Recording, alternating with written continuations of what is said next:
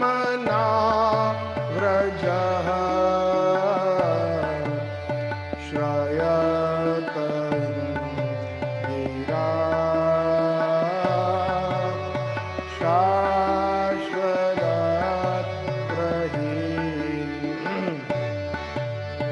द्वैत दृश्यता दीक्षुता वगा वही धृता सवस ताम विचिन्वते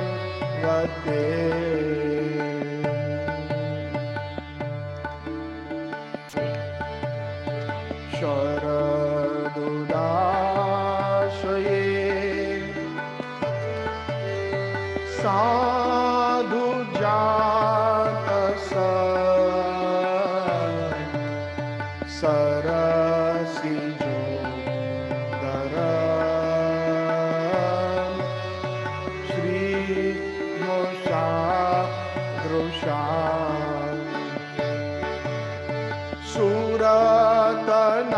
सुरतनाकते अशुल्कदा शिका वरदने नतो नेहा किं वध विष जलाव्ययान् व्यालराक्षसा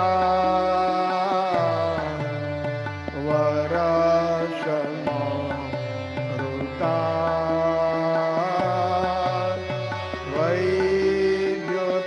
वैद्युतालना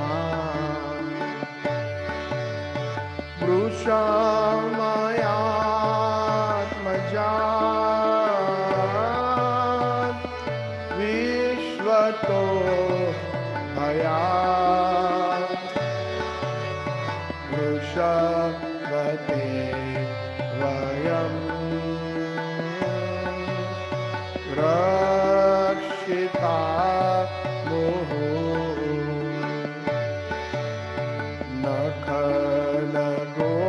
नखलगोपिका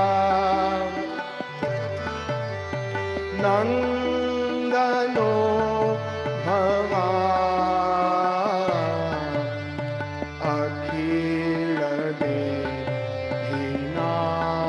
अखिलदेहिनाम् अन्तरात्मद्रुः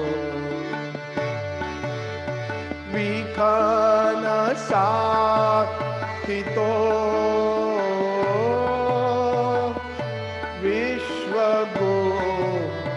विश्वगोपये सखा ओदे दीवान सात्वतां कुले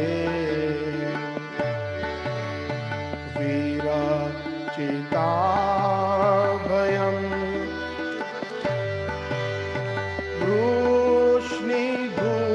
वृष्णिधूयते चरणमे युषां संश्रुते भयान् करसरोरुहं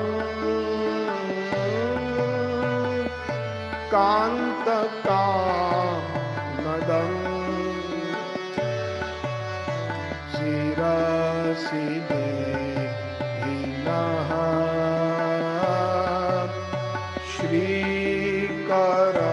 श्रीकरगृहं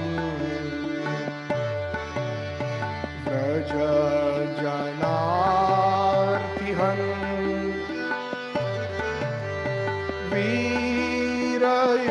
वीरयोषिता निज जन स्मय दंश क्षणा स्मिता भजा सखे भवान् किङ्करीः स्मनो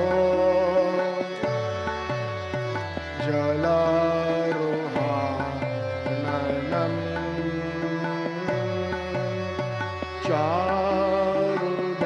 चारुदशया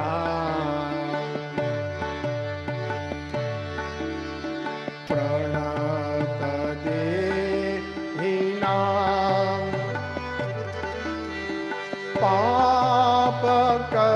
पापकर्षणम्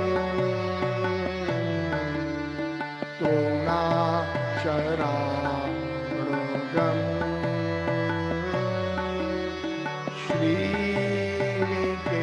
श्रीनिकेतनम्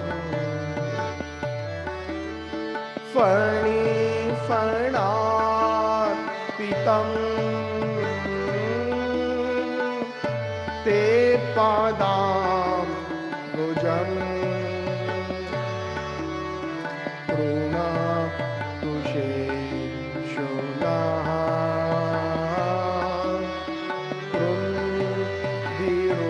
कृन्धिरोच्चयम् मधुरया गिरा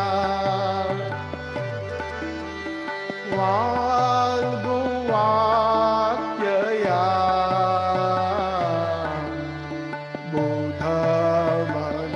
बुधमनोयया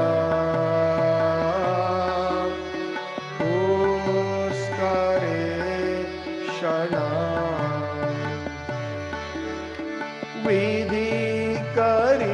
विधिकरीरिमा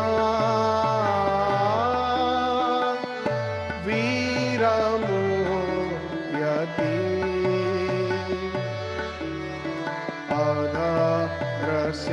अधरसिन्धुना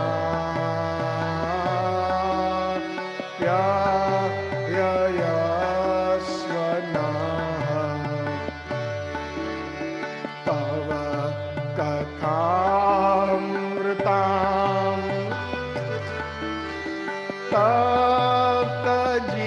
तप्तजीवनम्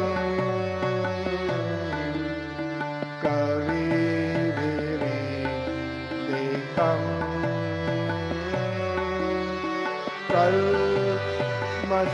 कल्मषापहम्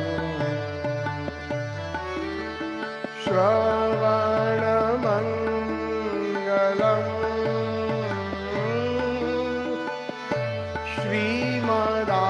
श्रीमदाततं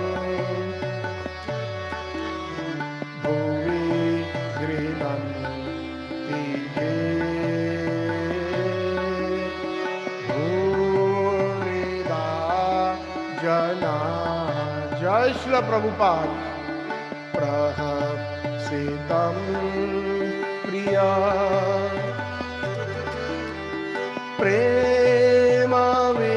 प्रेमवीक्षणम् विहरणं च ते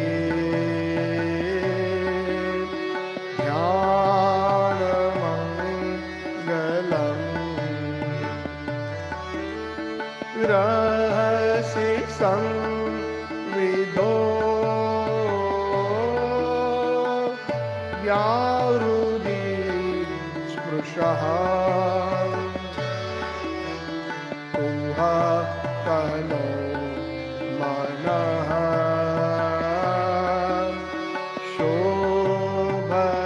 शोभयन्तिः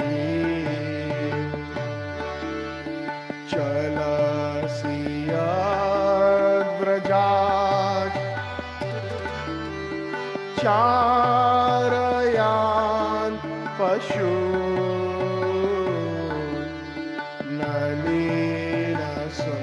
नलिनसुन्दरम् नाथ ते पदम् शीलतृणं पुरै सिद्धतिथि नः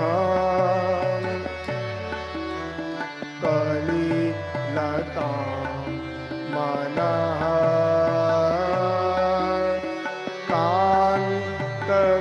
कान्तगच्छति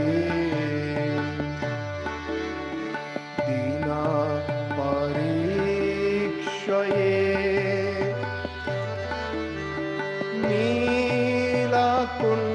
नीलकुण्डले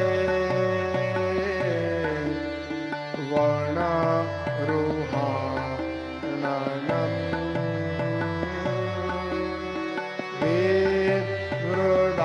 विवृडावृतं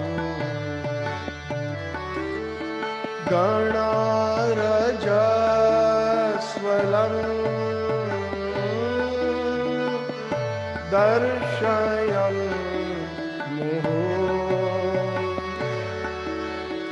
मनसि नः स्मरन्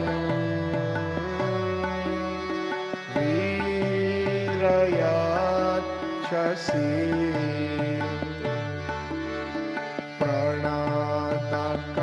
प्रणतकामदं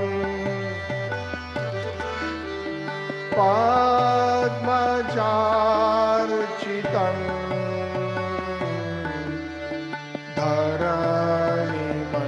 धरणिमण्डलं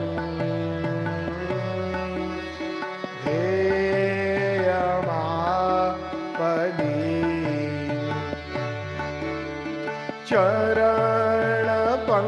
चरणपङ्कजं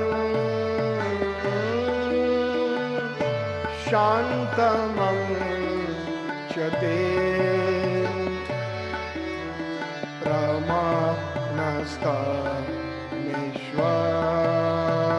रमणस्तमेश्वर अतया विहन्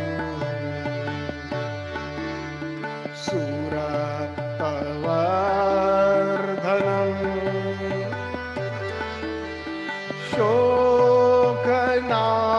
शोकनाशनम्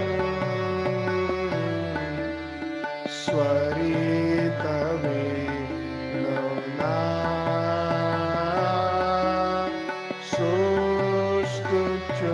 सुस्तुचुम्बितम् इतररा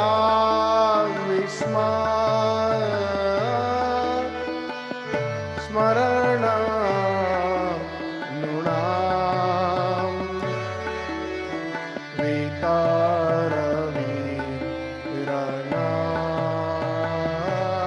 वितरवीरनास्ते आधारमृतम् विभो जय श्री प्रभुपाद।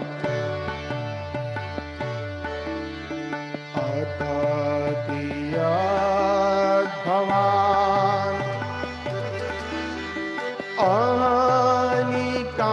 अनिकाननं तोति योगायते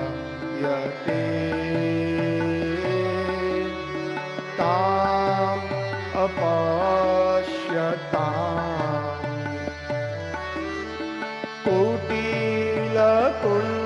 कोटिलकुण्डलम्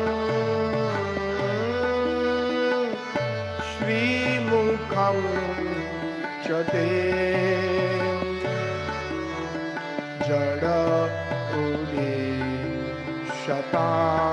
उदीक्षताम् पाक्ष्मकृददृशाम् पतिसुतान्वय भ्रातर्वान् गवान् अति विलम्यते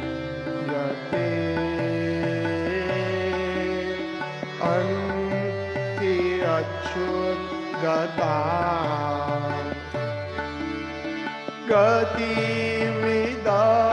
गतिविदस्तवो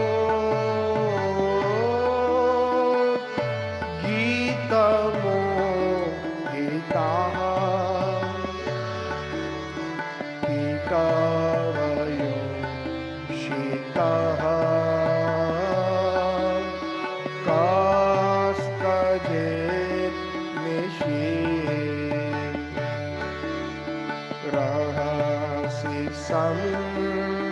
idam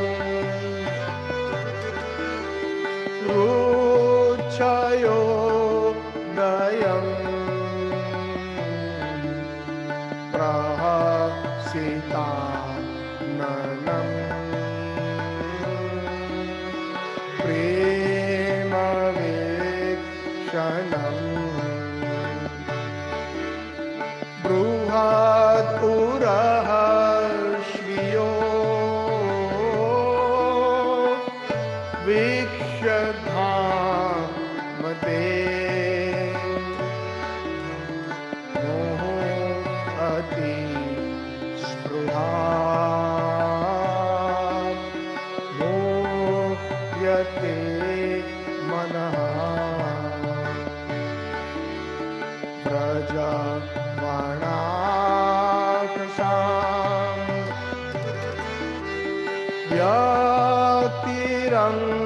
vyatirangate vriji nahantriyalam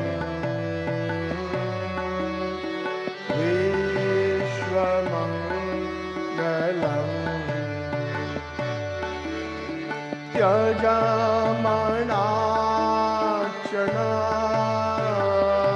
tyajamanachanas tatspruha manam swajanaruda rujam yan nishodhanam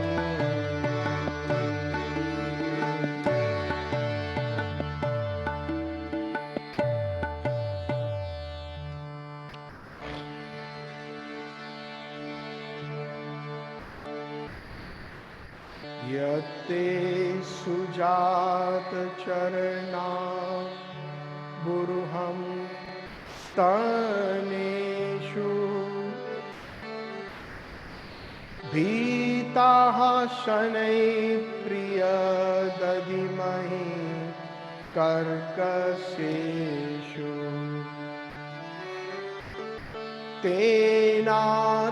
तेनातविङ्गतसि तद व्यथतेना किं स्विता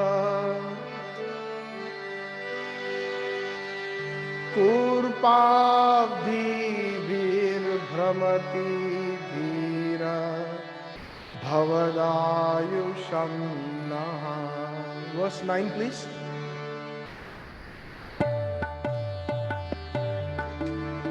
तव कथामृतं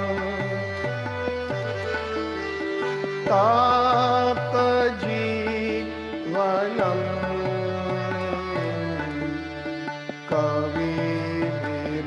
कविभिरीडितं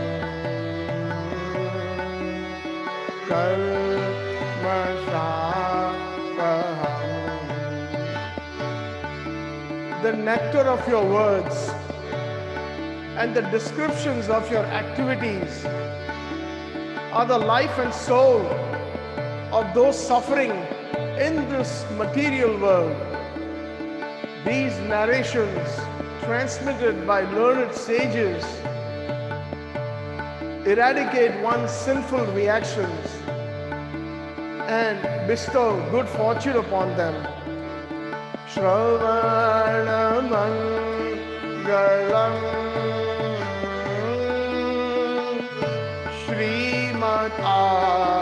Srimatatam Bhuvi Grunanti Je Bhuvrida Jana Bhuvi Grunanti Je Bhuvrida Jana. These narrations are broadcast all over the world and are filled with spiritual potency. Certainly, those who spread that message of Godhead are most munificent. Bhuvi Grunanti Je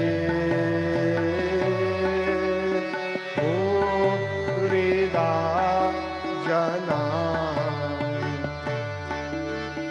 जय प्रभुपाद जय प्रभुपाद प्रभुपाद। जय प्रभुपाद जय श्रीला प्रभुपाद। जय प्रभुपाद जय प्रभुपाद प्रभुपाद। जय प्रभुपाद जय Srila Prabhupada.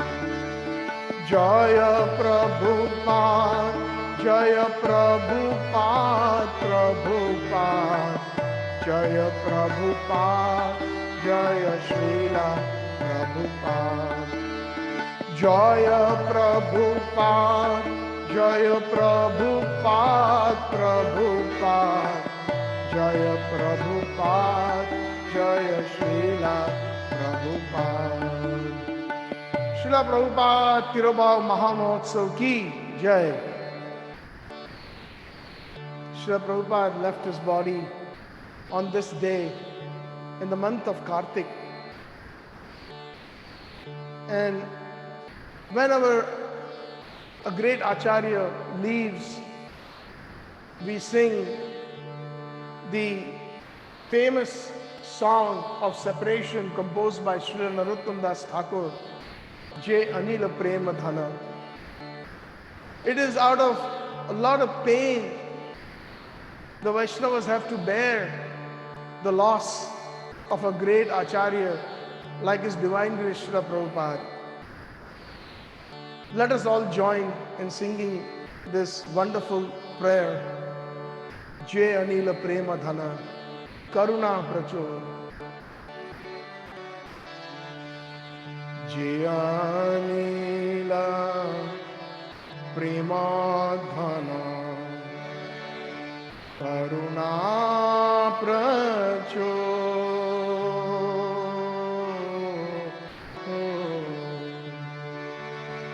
Je Anila Prema Dhana Karuna Prachur. Heno Prabhu Kotha Gela Acharya Thakur.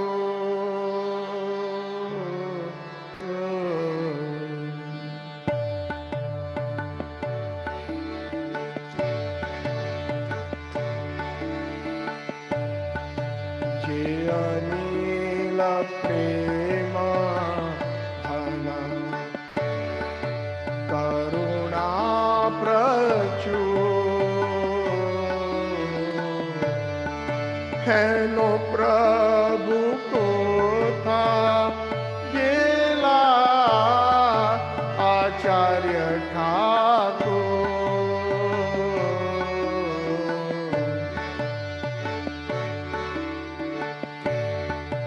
Kaha mora swarupa kaha sanatan.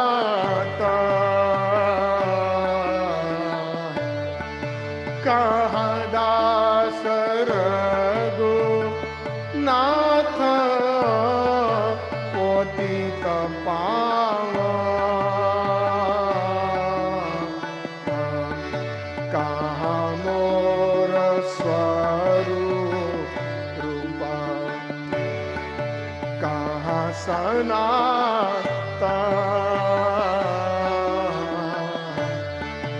Kaha dasa raghunatha patita pavan.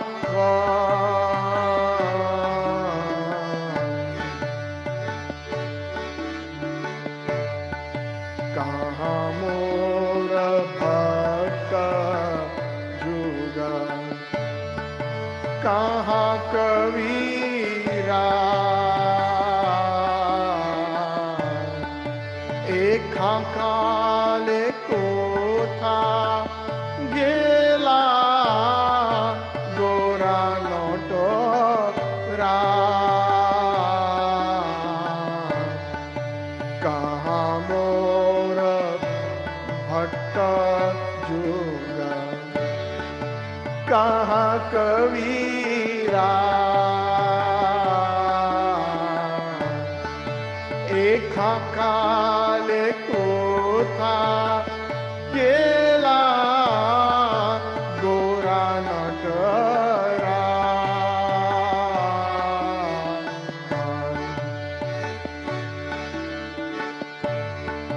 पाषाणे कुटिब माथा অনলে পাশিব গৌরাঙ্গ গুণের নিধি কোথা গেলে পাব পাষাণে কুটিব মাথা অনলে পাশিব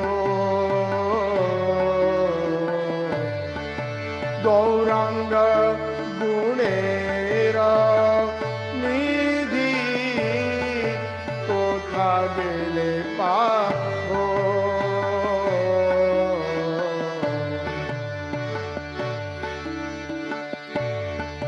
সেসব সঙ্গীরা সঙ্গে যে কইল বেলা সে সঙ্গ না পাইয়া কান্দে নরোত্তম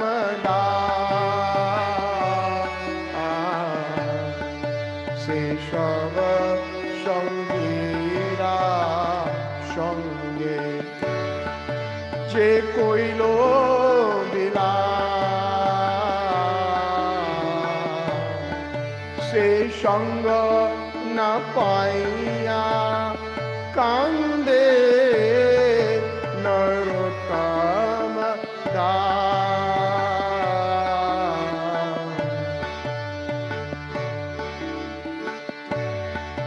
যে অনিল প্রেম करुणा प्रचोर हेनो प्रभु कोथा गेला आचार्य ठाकुर हेनो प्रभु कोथा गेला प्रभुपाद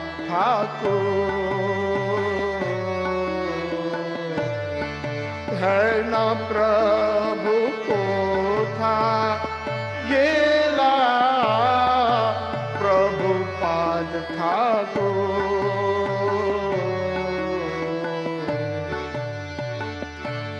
दयाल वैष्णव ठाकुर श्रीला प्रभुपादा दयाल वैष्णव ठाकुर श्रीला प्रभुपादा प्रभुपाद प्रभुपाद प्रभुपाद प्रभुपाद प्रभुपाद प्रभुपाद प्रभुपाद जय जय प्रभुपाद जय प्रभुपाद जय श्रीला प्रभुपाद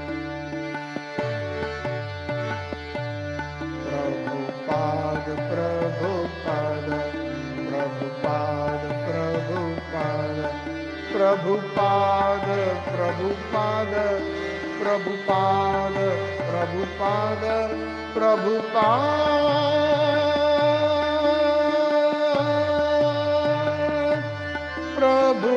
प्रभुपाद जय जय श्रीला प्रभुपाद আমার ধাম Prabhupada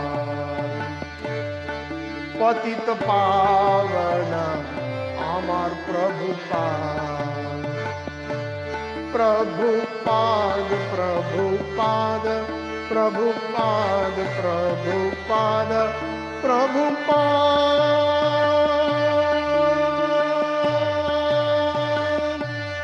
Prabhupada, Jaya Jaya Srila Prabhupada, Jaya Jaya Srila Prabhupada, Jaya Jaya Srila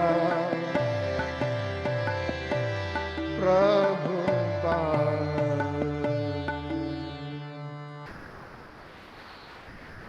Gaur Premanande Hari Hari Bol. Gaur Premanande Hari Hari Bol. Gaur Premanande Hari Hari Bol. Gaur Premanande Hari Hari Bol. एक बार करुणा करो वैष्णव गोसाई, पतित पावन तोमा बिने के हुनाई, जहार निकट गेले पाप दूरे जाई। এই বার করুণা করো বৈষ্ণব গোসাই, গঙ্গার পরশ হইলে পশ্চাতে পাবন, দর্শনে পবিত্র করো এই তোমার গুণ। এইবার করুণা করো বৈষ্ণব গোসাই, এইবার করুণা করো বৈষ্ণব গোসাই।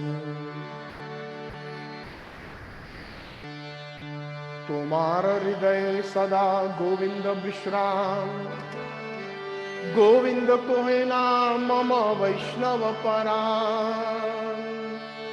তোমার হৃদয়ে সদা গোবিন্দ বিশ্রাম, वैष्णव कहे गोविंद कहे वैष्णव मम प्राण। प्रति जन्मे कोरी आशा चरणेर धूली, नरोत्तमे करो दया आपनार बोली। ए अधमे करो दया आपनार बोली। ओ वैष्णव ठाकुर दयार सागर, এই দাসে করুণা করি। দিয়া পদ ছায়া শোধোয় আমায় তোমার চরণ ধরি। ছয়ে বেগদমি ছয়ে দোষ শোধি, ছয়ে গুণ দেহ দাসে। ছয়ে সৎসঙ্গ দেহ হে আমারে, বসেছি সঙ্গের আসে। একাকি আমার নাহি পায়ে বল, হরি নাম সংকীর্তন। তুমি কৃপা করি শ্রদ্ধা বিন্দু দিয়া, দেহ কৃষ্ণ নাম ধন। আমি তো কাঙ্গাল কৃষ্ণ কৃষ্ণ কৃষ্ণ কৃষ্ণ কৃষ্ণ কৃষ্ণ বলি। ধাই তব পাছে পাছে दयाल वैष्णव ठाकुर प्रभुपादा, दयाल वैष्णव ठाकुर श्रील प्रभुपादा, दयाल वैष्णव Thakur Srila Prabhupada.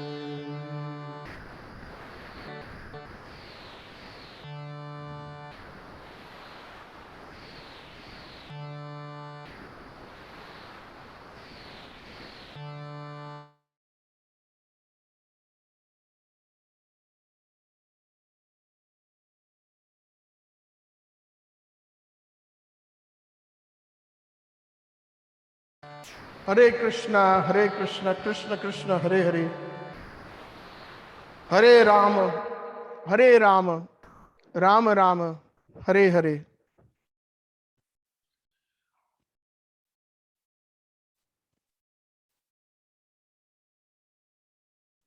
His Divine Grace A.C. Bhaktivedanta Swami Srila Prabhupada जी की जय।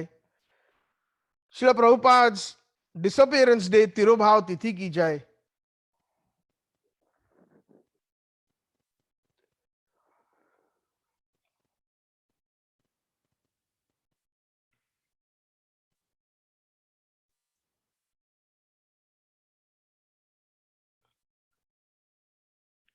This is a very difficult moment for a lot of Vaishnavas, especially when a great Acharya, Patita Pavan, the uplifter of the fallen souls, he leaves, he disappears.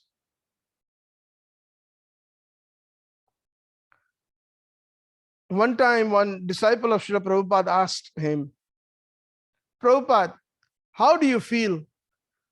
How did you feel when your Guru Maharaj left this planet? So Srila Prabhupada replied, there is a lot of pain out of separation. And he gives a wonderful little story. Once upon a time, a great saintly personality visited a kingdom. And he was invited to come to the palace of the king. And the prince, the king's son, greeted him. And he fell at his feet, the saintly person. So he gave some benediction. And he said, Marova, you do not die. He blessed him. Then further, he went into the town and the village and the temples, and he met some devotees who are like brahmacharis. And when they offered obeisances to the sadhu blessed them. Jivo, you live long. And while he was going across the town, he came across a shop of a butcher, and that butcher, out of respect, came out and offered his obeisances to this sadhu.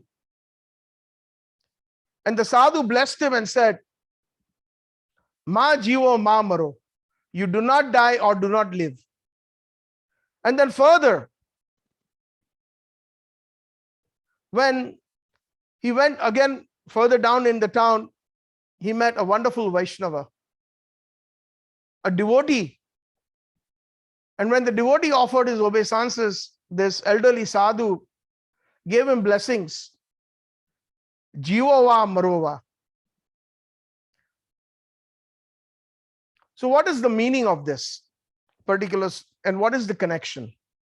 So for the princely person who is so engrossed in sense gratification, day in and day out of compassion, the sadhu said, you don't die. Just keep on enjoying. Because if you die, you will certainly go to hell. When the sadhu had visited the brahmacharis were very, very austere, the Brahmin boys. So he said, you certainly die. So because when they die, they will be promoted to the heavenly planets at least, or perhaps to the Vaikuntha planets. So you die immediately. That was the blessings he gave. And the butcher, when he bowed down to him, he says, you don't die or you don't live. The reason being that for you, if you die, you're certainly going to go to hell. And you don't live either, because your life right now on this earth is hellish, cutting up animals.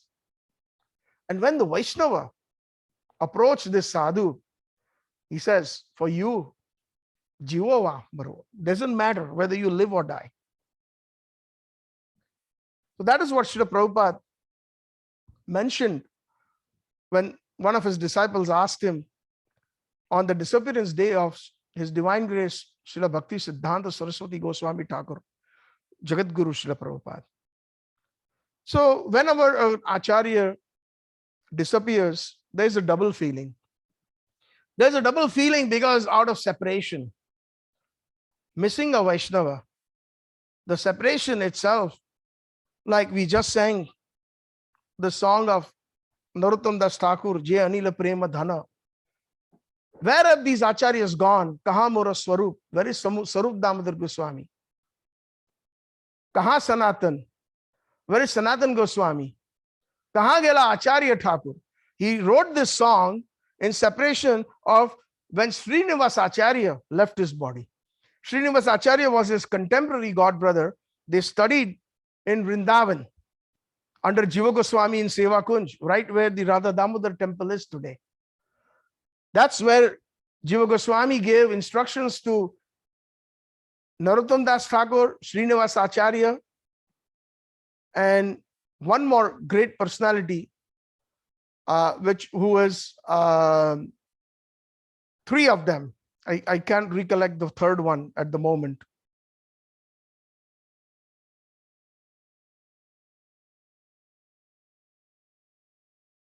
So when Srinivas Acharya disappeared, he was in a lot of pain, which is natural. It is said the more we are attached to a Vaishnava, the more separation we will feel. If we are not attached, then we will not feel that separation or that viraha. And that those sentiments are so true when we are able to develop that service in separation, which is the highest pinnacle, zenith of the Gaudiya Vaishnavism, then we will be perfectly able to serve the divine couple Radha Krishna. There are so many Vaishnava Sampradayas and so many wonderful Vaishnavas who serve Radha Krishna or they serve Krishna. But there is none other, there is no comparison as much as the service that is rendered by the Gaudiya Vaishnavas in the line of Chaitanya Mahaprabhu is service in separation. That is their specialty.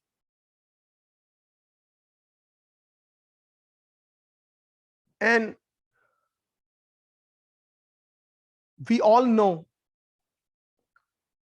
that whether a Vaishnava, wherever he is, or she is a Vaishnavi, that soul, that jiva, is always engaged in the service of Krishna.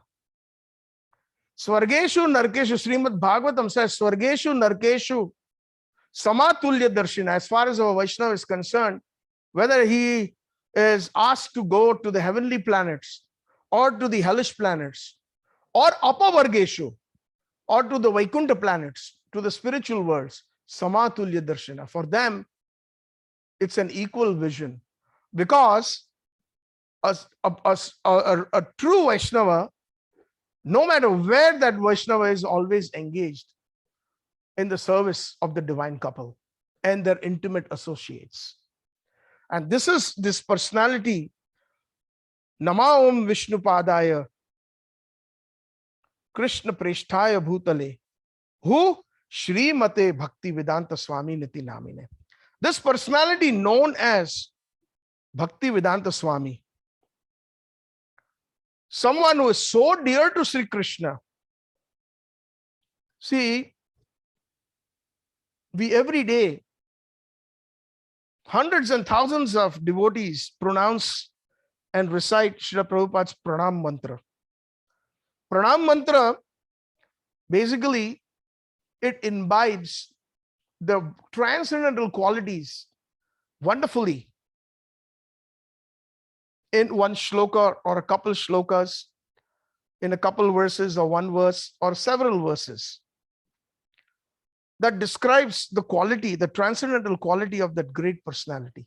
Like Krishna, the most famous in our ISKCON or Gaudiya Vaishnava line, Pranam Mantra of Krishna is, Hey Krishna, Karuna Sindhu, Deena Bandho, Jagatpate, Gopesha Gopika Kanta, Radha Kantu Namastate.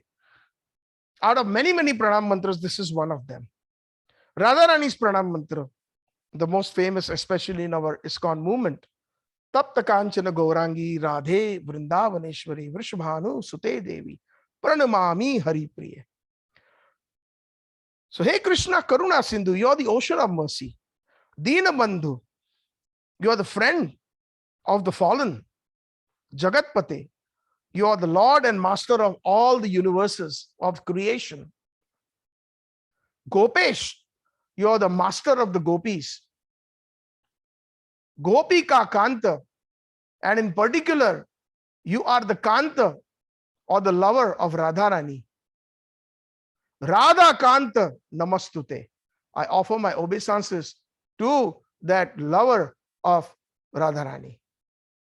That describes Sri Krishna Nandan, beautifully put in a couple lines. Similarly, Prabhupada's Pranam Mantra, how many of us really deep down understand? As a matter of fact, this session just itself will not be enough. 3 years ago, I did a seminar in Sri Vrindavan Dham in Kartik, and somehow the other, we were blessed. 2 days we spoke on Prabhupada's Pranam Mantra. It is so deep, it is so amazing, and that will perhaps give us a little bit of insight on who His Divine Grace Srila Prabhupada is. Namam Vishnupada, I offer my obeisances unto Vishnupad. Vishnupad means who?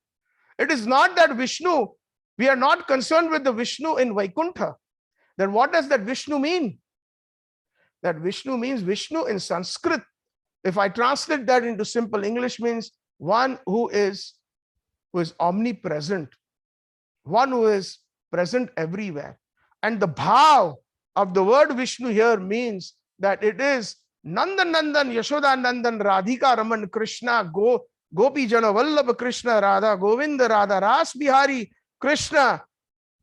That Krishna in Golok Vrindavan, that Krishna in Vrindavan, only exclusive Krishna. He is present simultaneously everywhere in Vraj Mandal. Sometimes we find that when Mother Yashoda puts him to sleep, he's sleeping inside the bedroom.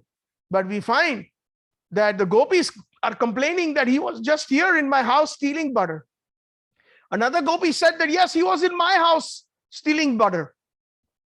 And Mother Yashoda, when they come and complain, they say, my Lala is sleeping. Where have you seen him? Just 5 minutes ago, he ransacked my kitchen. That is the meaning of Vishnu. He's present everywhere. In the Ras Leela, with so many gopis, in this Kartik Purnima, he performed the Ras Leela dance. And it is said that he expanded himself into as many gopis. Along with the principal gopi Sri Radha, he was in the center. And in the circle, in the Ras Leela, many Krishnas appeared. At the same time, he is present in his own house, sleeping. When Mother Yashoda sees, oh, he's sleeping nicely. But at night, he's simultaneously performing the Ras Leela. Sometimes we find him in the caves of the Govardhan. Sometimes in Radha Kund, simultaneously he's present at Ter Kadam. Sometimes he's simultaneously present in Barsana, in Khor Sakhri. Simultaneously is present on the banks of the Jamuna. Simultaneously is present in Seva Kunj. Simultaneously he is present in Vamshivat. And so many different places in Vraj Mandal. Therefore, he is addressed as Vishnu. And those who are following the Damodar Ashtakam, I have given you the secret. When Satyavrat Muni says, Namo Deva Damodar Ananta Vishnu, Prasiddha Prabhos Dukkha Jalabdi Magnam. That word Vishnu, we are not concerned with Vishnu when we are Gaudiya Vaishnavas. Gaudiya Vaishnavas means purely concerned with the service of Sri Radha, along with Sri Krishna. Radha Dasyam is our ultimate goal, our prayojana, our final goal. So this particular personality, Krishna Preshtaya, Krishna Preshtha means very dear to Sri Krishna. Bhutale, he descended. And where did he descend from? From Golok Vrindavan. Certain things,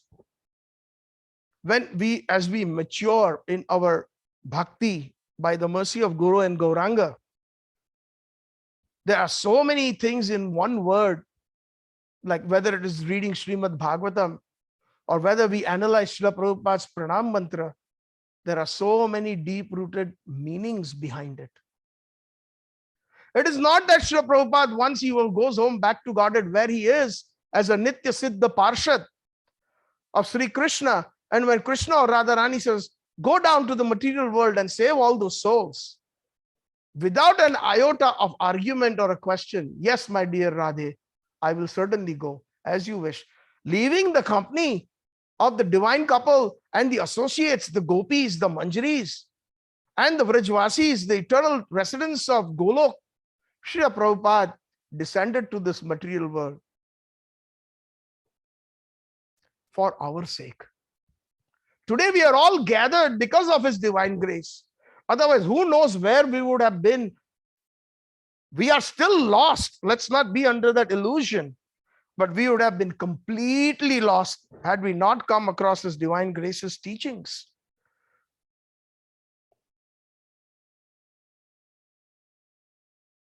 He is our savior, eternal savior. Radharani is very, very merciful that she sent her own very Nija Gopika to this material world. When somebody asked Srila Prabhupada, what is your eternal position in Golok Vrindavan? And Prabhupada simply smiled and said, if I tell you, you will faint. Please try to understand this concept. You know, today is a very special day. Many, many devotees have glorified His Divine Grace, Srila Prabhupada. But my intention today is to glorify as much as the time permits and as much as my intelligence permits to the highest extent, wherein we will feel that appreciation. Srila Prabhupada always used this term or these words, familiarity breeds contempt. And sometimes that happens when we are interacting with Vaishnavas, and especially a great Acharya like Srila Prabhupada. His books are being taken for granted. His books are being changed. That means we are taking him for granted.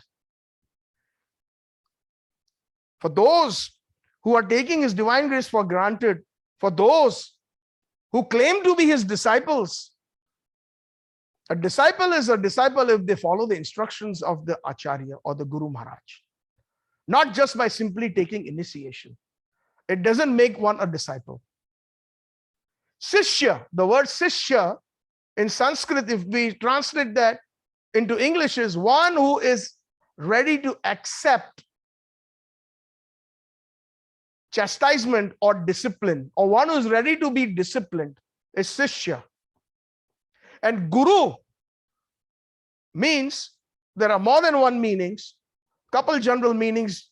One who removes darkness, and Guru means one who is very heavy. A true Guru is always very heavy. He's not sweet coating the medication. Sometimes he does, sometimes he does not. Sometimes he's very harsh. Why? Because he is Surut Sarva Bhutanam, just like Krishna is. Sakshat Haritvena Samasta Shastre Ruktas Tatha Bhav Yataiva Sadbi Kinto Prabhoya Priyeva Tasya Vande Guru Sri Charanaravindam. Because the Acharya is a true representative of Krishna. He's got all those great qualities of Sri Krishna.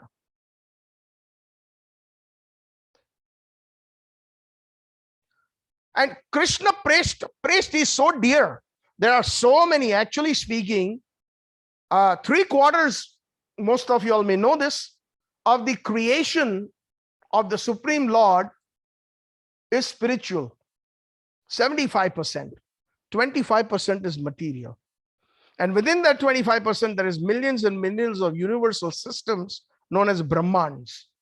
And we are in one small minuscule Brahman with the 14 planetary systems, 6 heavenly planets in between the earthly planet, and below that is the 7 hellish planets.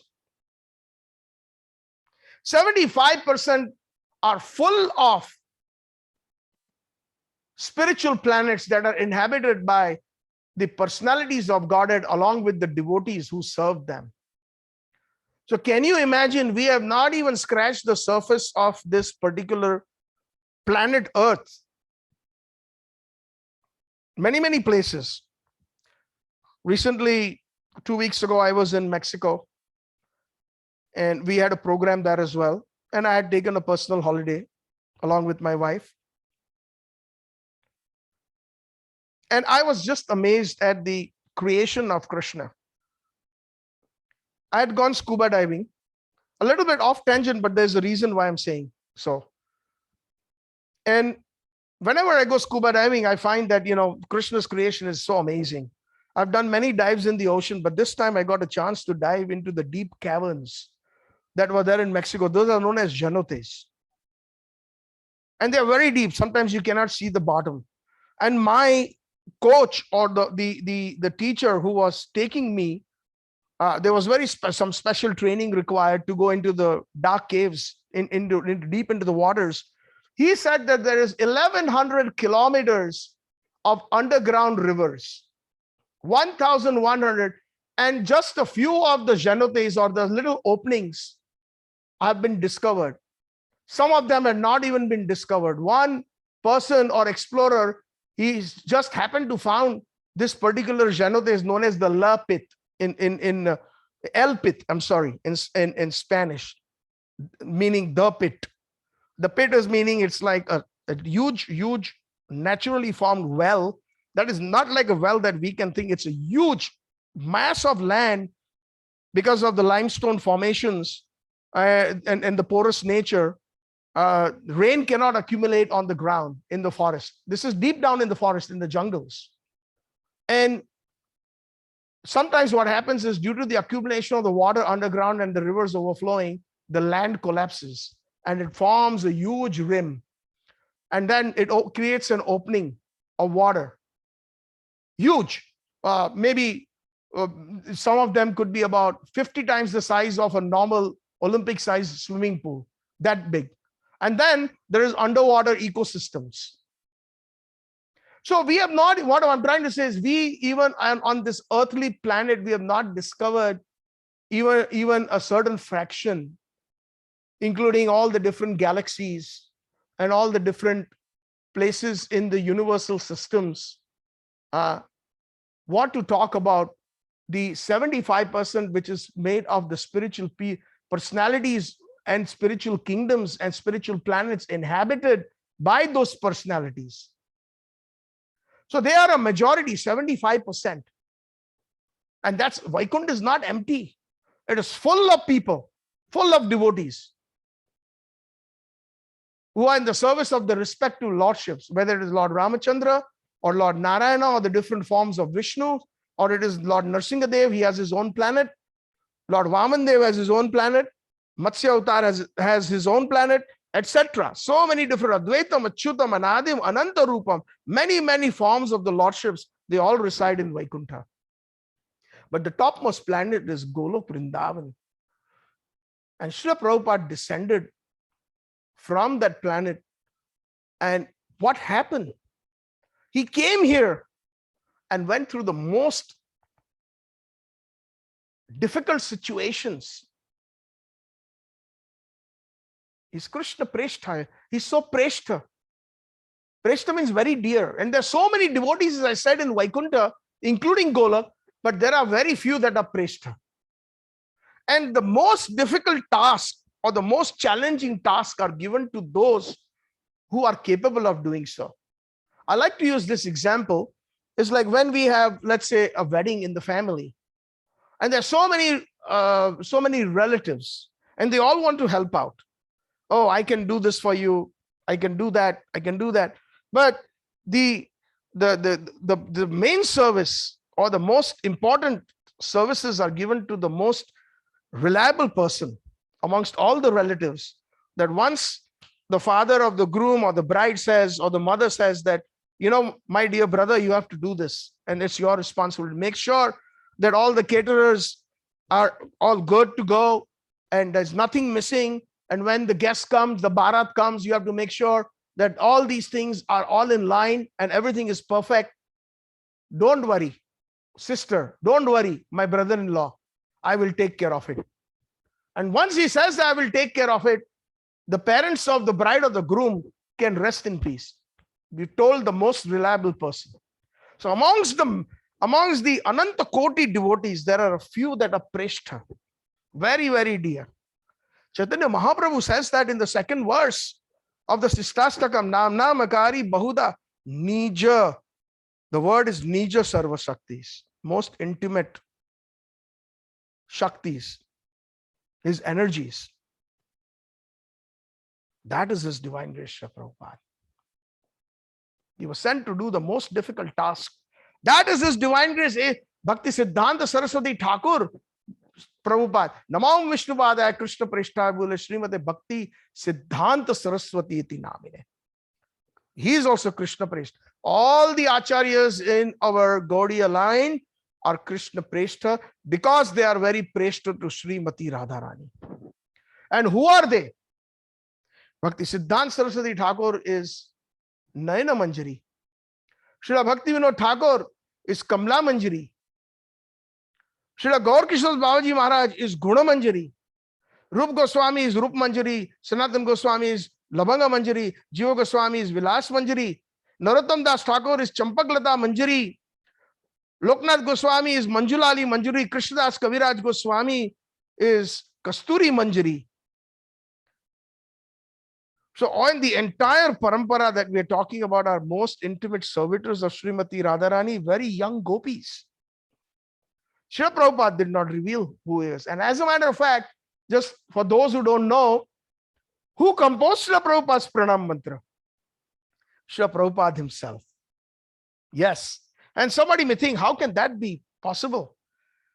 That would kind of take the connotation of somebody who is self-eulogizing, speaking about his own glories, because there was nobody qualified enough. So Prabhupada had to compose his own Pranam Mantra. Namam Vishnupadaya Krishna Preshthaya Bhutale Shri Mate Bhakti Vedanta Swami Niti Namina. How do we know that he is an intimate servitor of Sri Radha? A good question may arise. So the secret is in the Pranam Mantra. Prabhupada wanted us to, at some point in our lives, as practicing devotees, and perhaps when we enter into the Raganuga Bhakti, understand this Pranam Mantra. That's the secret. Shri Mate. The word Shri means what? Lakshmi Devi. True. But who is the Shri in Vrindavan? Who is the Shri? Radharani is the source of all the Lakshmis, including Mahalakshmi in Vaikuntha. Shri Mate. Mate means one who is always thinking of Sri Radha. Sri Radha's service. That is our Gaudiya line. That is Mahaprabhu's line. Krishna is most pleased when Radharani is pleased, and Radharani is most pleased when Krishna is pleased. So it's a very amazing situation. Shri Mate.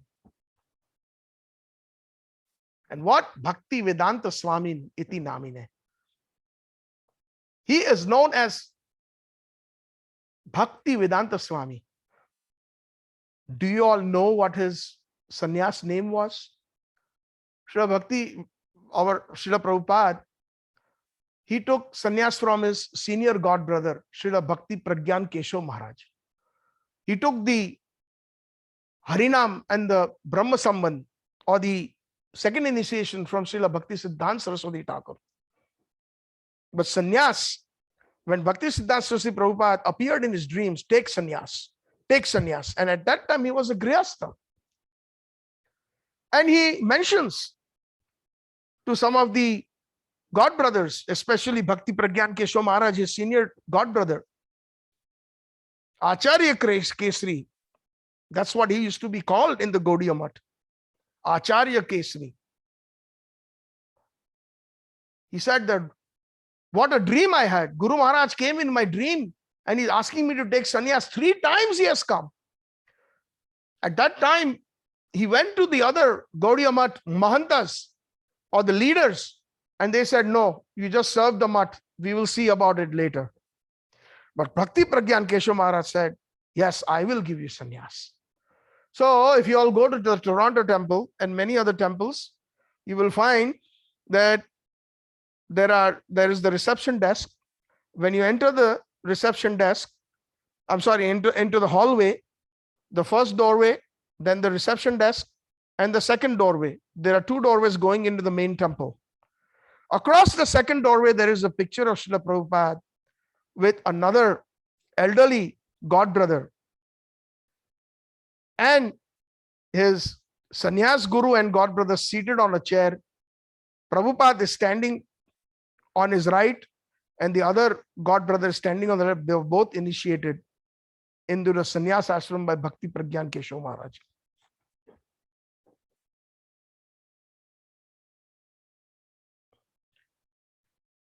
And His Divine Grace tried very hard. He tried to explain to his god brothers that Guru Maharaj said that we should preach this message of Mahaprabhu to the English speaking world.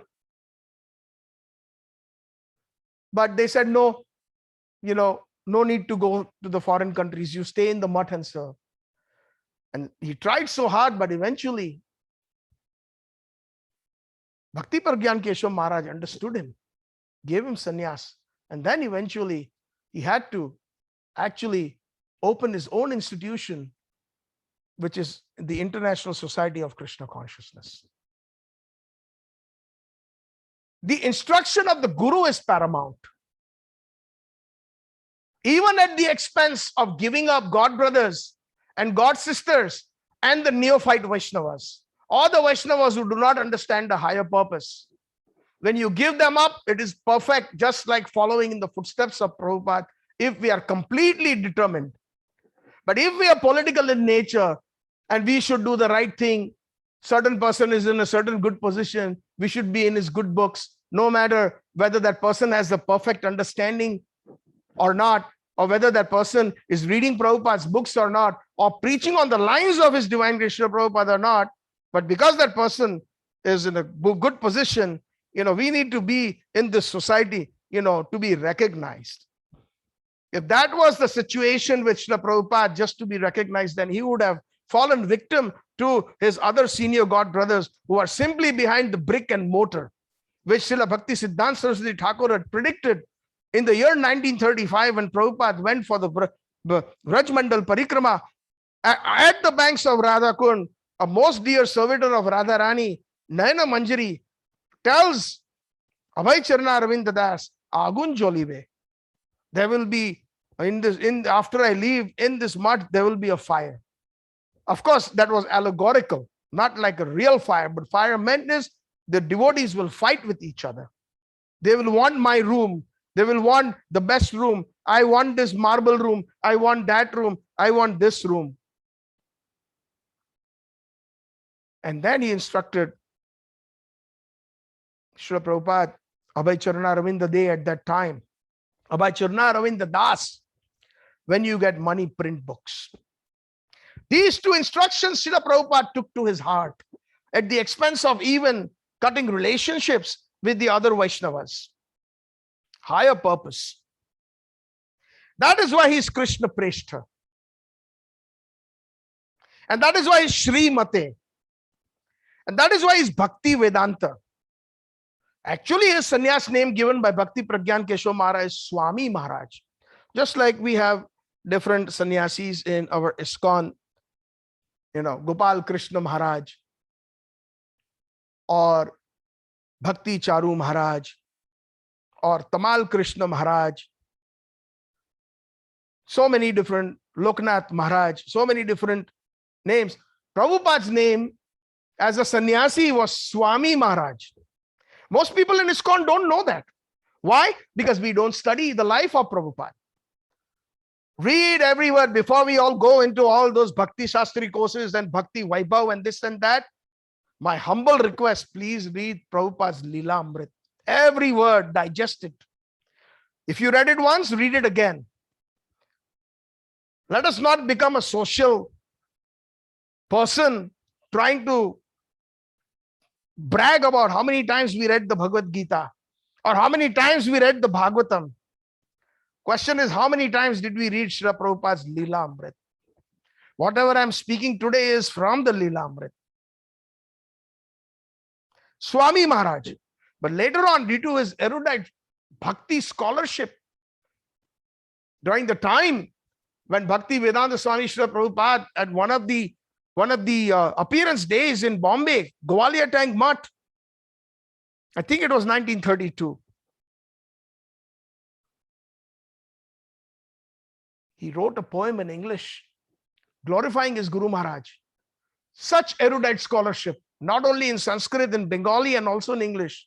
Adore, adore ye all the happy day. Sweeter than heaven, brighter than May, when he appeared in Puri, the holy place, my Lord and Master, his divine grace. Absolute ascension thou hast proved, impersonal calamity thou hast moved. When Bhakti Siddhanta Saraswati Thakur read that poem, there are many stanzas. He was so impressed. He told the other disciples who are in charge of the Patrika, the Gaudiya Patrika, also known as the Sajjan Toshani, which of course later on Srila Prabhupada, following in the footsteps of his Guru Maharaj, he published the Back to Godhead magazine, the fortnightly magazine. So he gave outstanding instructions. Whatever Abhay Charna Ravinda Das writes, you publish. Don't question him. Therefore, he was given the adjective or the title or the prefix Bhakti Vedanta. Vedanta means what? The conclusion of the Vedas. Veda plus Anta in Sanskrit equals Vedanta. And Anta means the conclusion. Vyasdev compiled all the Vedas, which are hundreds and hundreds and thousands of verses. The Rig Veda was so exhaustive that he had to divide it into three more, Sam, Yajur, and Atharva. And then to explain that, he had to actually give purports, like Srila Prabhupada is giving us purports for every shloka. So those purports, and his disciples sat down and listened, and therefore those are called Upanishads. Upanishad in Sanskrit means to sit next to the Guru and listen to his explanations. And then finally, out of all so many Puranas and Itihasas that Vyasadeva, along with so many wonderful Vedic scriptures he had written, he wrote the Vedanta. And after the Vedanta was compiled, meaning the essence and summum bonum of the Vedic literatures, he compiled the Vedanta Sutra, the acronyms. So many people and scholars, they study the Vedas, including the Mayavadis. But Prabhupada was given the title Bhakti Vedanta. The darshan in the Vedas that he saw was everything is Sri Krishna. Whether it is a morning walk or it is a conversation between a businessman or a contractor selling cement for the temples, everything revolved around Sri Krishna. Hare Krishna. That personality is known as Bhakti Vedanta.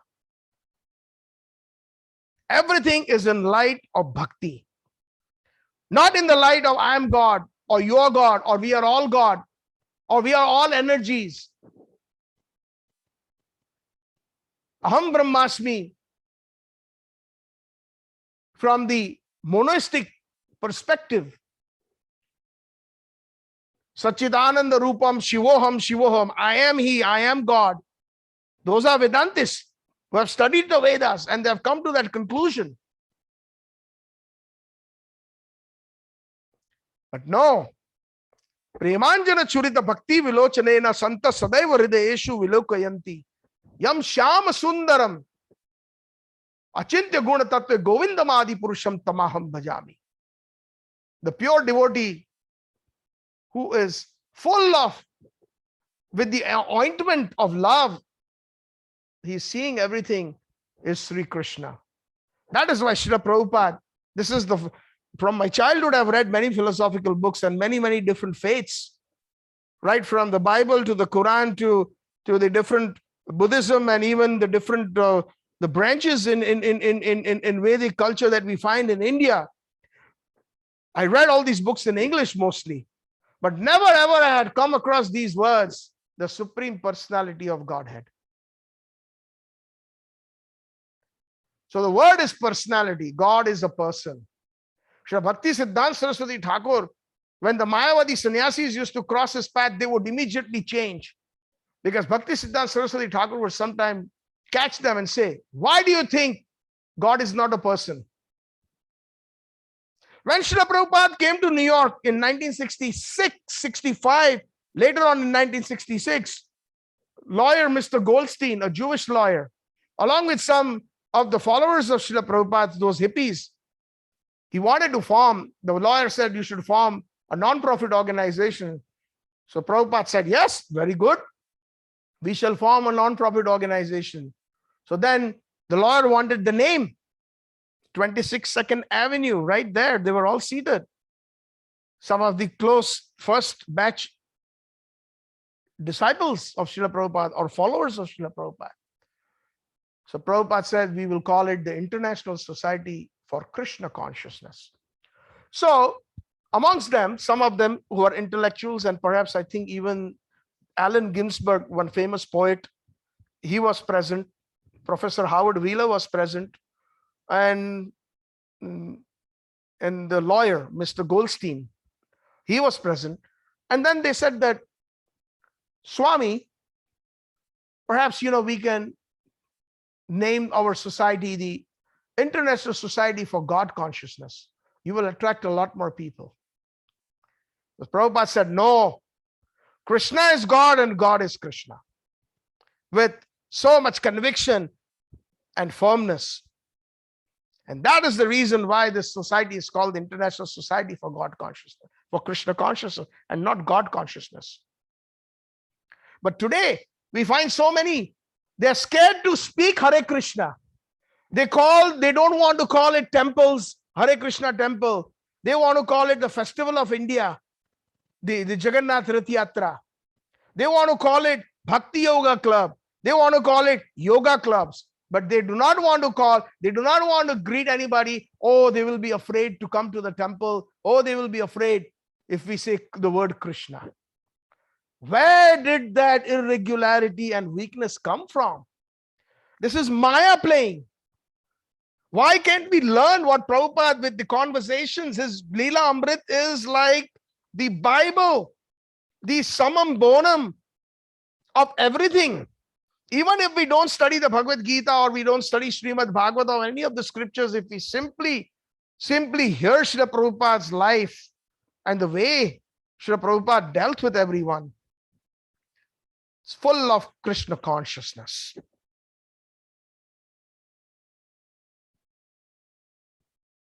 So many people are writing books. Hardly there is a word Krishna. We are talking about prominent personalities who have got a big name in ISKCON. And when you go through each and every page, there's not a word of Krishna. The words that they uses the divine. Srila Prabhupada was never afraid. That is why he's Krishna Presthaya. Do we want to become Krishna Presthaya? Then we have to become a sincere follower of his divine grace, Srila Prabhupada.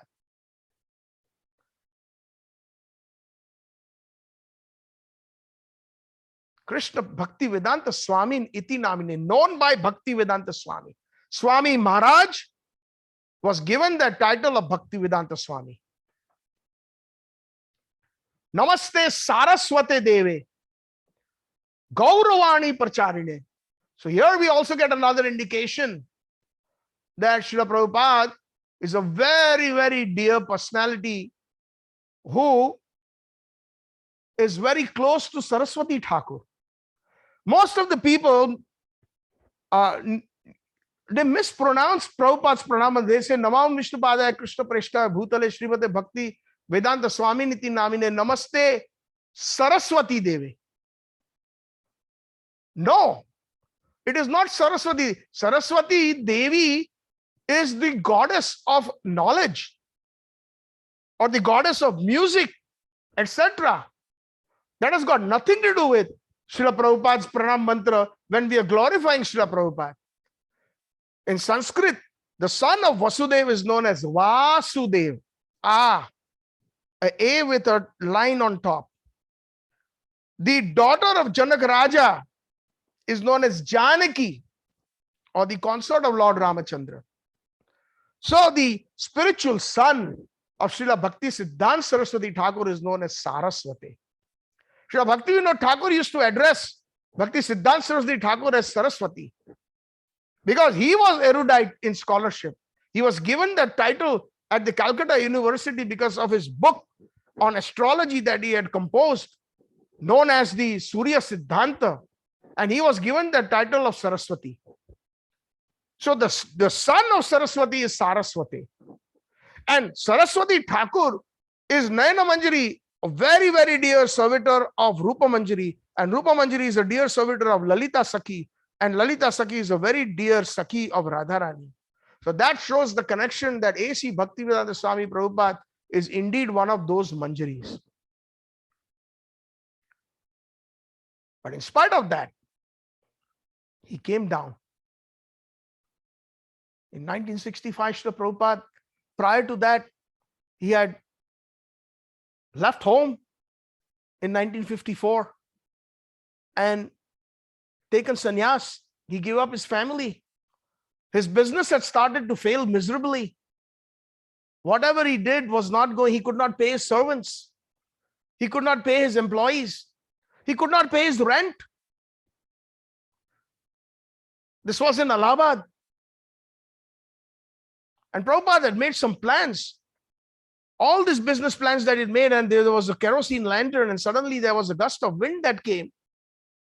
And the kerosene lantern fell on everything and it burned everything. And Srila Prabhupada simply reminisces on it and he smiles and says, and he remembers that shloka from the Srimad Bhagavatam, wherein Lord Vamandev tells Bali Maharaj, Tasyaham anugrahami harishye tada dhanam. On those who I especially bestow my special mercy, I take away everything. And then Vamandev further says, when I take away everything, all those relatives and the family members, they will reject that person. And that rejection will lead to pure attachment at my lotus feet. And that's exactly what happened to Srila Prabhupada. He had already started translating the Bhagavad Gita sitting in his home. There was no typewriter. He was handwritten scripts. One day he came home and he wanted the entire scripts that he had left in one corner, asked his wife, where is those papers that I left in the corner? She said, oh, I don't know. I just sold them in the Raddi, in the recycling business. And they gave me some money because why you needed that money so desperately that you sold all my transcripts on the Bhagavad Gita? Oh, I didn't know that. I just needed biscuits and tea. Abhay Babu was furious. And then he told his wife, tea or me? And his wife jokingly said, tea. And Prabhupada walked out of his house, cutting all ties. And then eventually getting sannyas from Bhakti Pragyan Keshav Maharaj, going to Vrindavan. On the banks of the Keshi Ghat, right behind it, there was the Vamshi Gopal temple. He stayed there for about 5 years. And then he moved to the Seva Kunj in Radha Damodar temple. And Srila Prabhupada was at home in Seva Kunj. He was being blessed by Jiva Goswami. The Samadhi of Jiva Goswami is there. He was being blessed by Rupa Goswami. Samadhi of Rupa Goswami is there. He was blessed by Krishnadas Kaviraj Goswami. His Samadhi is there. And many, many great stalwarts in the Gaudiya Vaishnava line, their Samadhis are there in the Radha Damodar temple. Bhugarva Goswami, Rupa Goswami, etc. And Srila Prabhupada, the little room, hardly maybe about 7 by 10 feet. That was his little kitchen. Barely 5 feet from Rupa Goswami's Samadhi. And then across that, there was a little room where Prabhupada, that was his bedroom, that was his living room, that was his study, his library. That other little room, perhaps a little bit bigger, maybe a 10 by 7 also, maybe or a 10 by 8 room. And Prabhupada started translating his books under the instructions of his Divine Grace Srila Bhakti Siddhanta Saraswati Thakur, Srimad Bhagavatam. And sometimes at night, A.C. Bhaktivedanta Swami Maharaj, at 2:30, 3 a.m. in the morning, he used to wail, cry, and he used to sweep Rup Goswami's Samadhi. And the Mahant Pachu Gosai, at that time, the custodian of that temple, now today his grandsons are running the Radha Damodar temple. He heard when he was going to answer the call of nature, and then he saw it was Swami Bhaktivedanta Swami Maharaj crying, "Ha Rupa, Ha Rupa, Ha Rupa, O Rup Goswami, O Rup Goswami." He was wailing. So many wonderful sentiments, transcendental sentiments and blessings he was getting from Rup Goswami, Jiva Goswami in Seva Kunj, right? That place where Krishna performed his intimate pastimes. Perhaps he was crying that I have not done enough. Perhaps he was crying that my Guru Maharaj has instructed me to go in the West, but I have not been successful so far. Perhaps he was crying that I'm supposed to be preaching this message of Mahaprabhu, Gauravani, to the Western world, to the English-speaking people. I have not been able to do that. That is a Vaishnava's mood. Perhaps he was crying out of separation from Rupa Manjari, from Vilas Manjari, and the other associates of Srimati Radharani.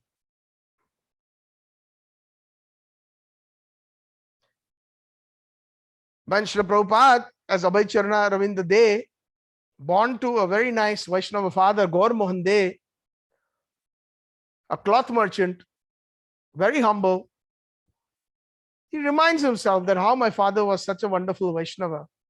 And when he grew up to be a lad, at that time, and he graduated from the British medium and the Scottish Church's College. After that, his father talked to one of his well-known associates, a known Dr. Kartik Chandra Bose, to give him a job. So then he got a job in the Bose laboratories, where Prabhupada used to work. And one time, when he finished his work, one of his friends, I think his name was Bipin Bihari, he came and told Abhay, come, today I must take you. There is a wonderful saintly personality in town, in Kolkata. You must meet him. So he says, no, Baba, no. I've seen all these saintly personalities, so-called saintly personalities. My father used to entertain anybody in the saffron robes, but I've seen them, some of them simply, they came and ate, and my father used to give them some dakshina dan, and then they misused it. They used to go around the corner and smoke bidi and ganja. So I would rather go home and, I have my deities, Radha Madan Mohanji. By the way, in Taliganj, where Prabhupada appeared, where there was a jackfruit tree, across that, there was a Radha Govind temples. And that Radha Govindji, Prabhupada was very attached right from the childhood. He even conducted the first little Rath Yatra in his compound with his father and his siblings. And then later on, his father bought him deities, which he named Radha Govind. He said, I have to go back to Radha Govind and serve them. I have to serve them. I don't need to go with you. So his friend insisted, Abhay, I'm telling you, he's an amazing personality. I've heard a lot about him. Just 5 minutes you come. And he pulled his sleeve literally on the street. There was a tug of war between two friends. And finally, Abhay Babu said, okay, fine, I will come. And if I don't like, I'm getting up and going. He says, yes. When he goes to number 1 Ulta Danga Road in Kolkata, on the terrace, this particular sannyasi was seated, very grave personality, tall, seated in an upright posture with round rims. As soon as they both entered and they sat in the back, this personality said, who is none other than Bhakti Siddhanta Saraswati Thakur, you seem to be very educated. You should be preaching the glories of Mahaprabhu Gauravani in English. At the end of the lecture, Prabhupada or Abhay Babu said, just like how we have question and answer sessions. Perhaps Abhay Babu was confused. He said, Swamiji, who is going to listen to our message of Bhagavad Gita, Bhagavatam, Gauravani? Our first duty right now is to free India from the British Raj, from the clutches of the British.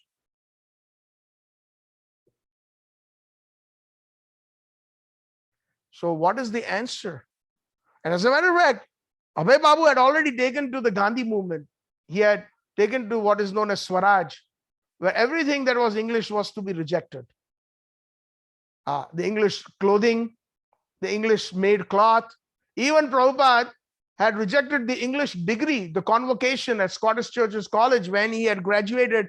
He was already in the Gandhi movement and he had rejected his degree because it was given by the British, by a British college. So he said, Swamiji, our first duty, this is back in 1922 when he first met Bhakti Siddhanta Saraswati Thakur on this terrace in number 1 Ultadanga Road. These are the tirthas that we should visit and offer our obeisances.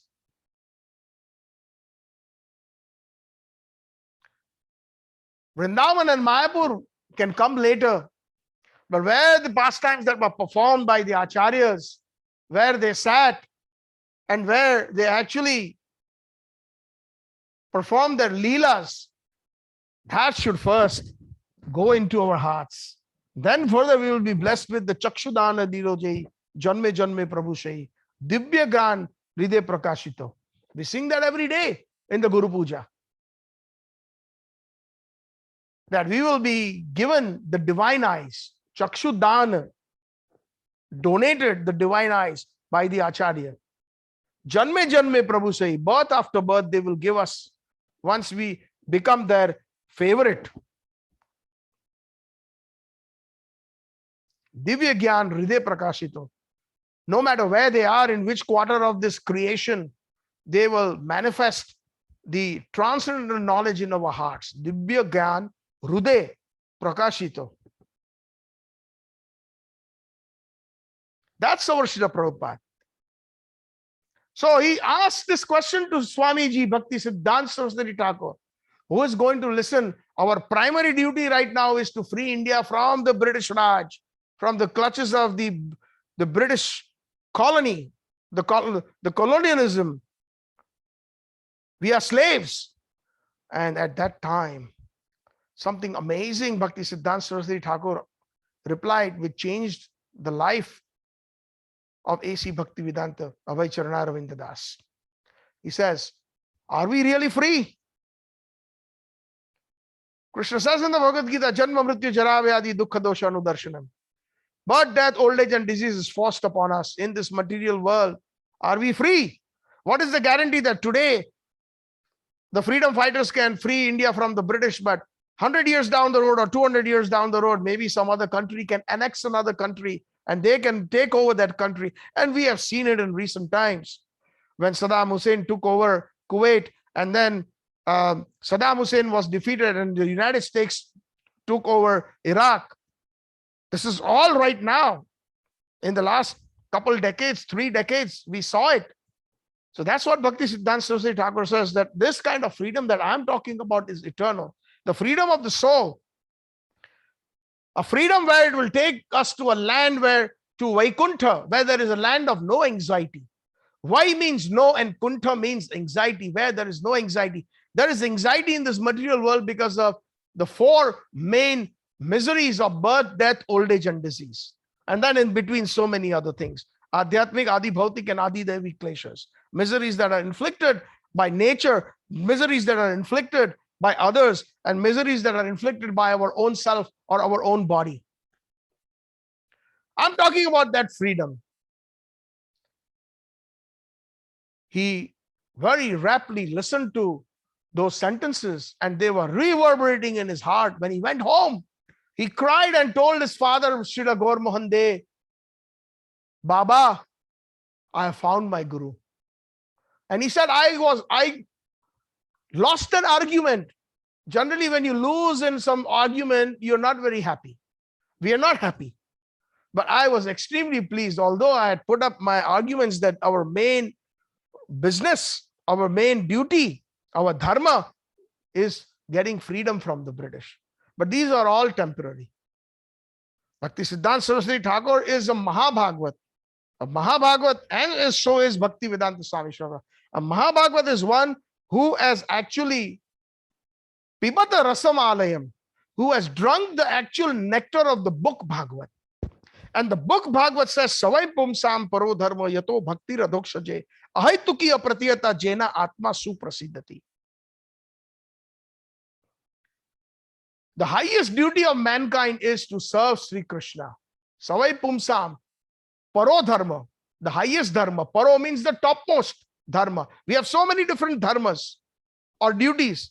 Dharma to our family, dharma to our relatives, dharma to our society, dharma to a particular state that we live in, dharma to a particular country, which is under the garb of patriotism. But all these are temporary in nature. Savai Pumsam Paro Dharma Yato Bhakti Radhokshaje. Bhakti unto the Supreme Personality of Godhead, Sri Krishna, who is known as Adhokshaja, who is not very easily. One of the names of Sri Krishna is Adhokshaja. Ja means manifestation or janma, and Adhoksha means the senses. Aksha means even eyes. So Krishna, the Supreme Personality of Godhead, is not very easily obtainable by our mundane senses. So Adhokshaja, that means opposite, something that cannot, Krishna who cannot be obtained by our mundane senses. Therefore, he is known as Adhokshaja. Hare Krishna. Very, very pleased, he told his father. Coming back to Sri Vrindavan Dham, he started the translating the Srimad Bhagavatam. He had actually translated the first canto. And those who have seen and been fortunate enough to see the 3 volumes, the first canto was 3 volumes. And in between, he used to go to Delhi, to the Chippiwada area where there were printing presses. And he had started the Back to Godhead edition. And he used to go there and beg to the printing press owners, my dear son, can you help me? I'm a bhikshuk. I'm a beggar. I don't have any money. But my Guru Maharaj instructed me to preach.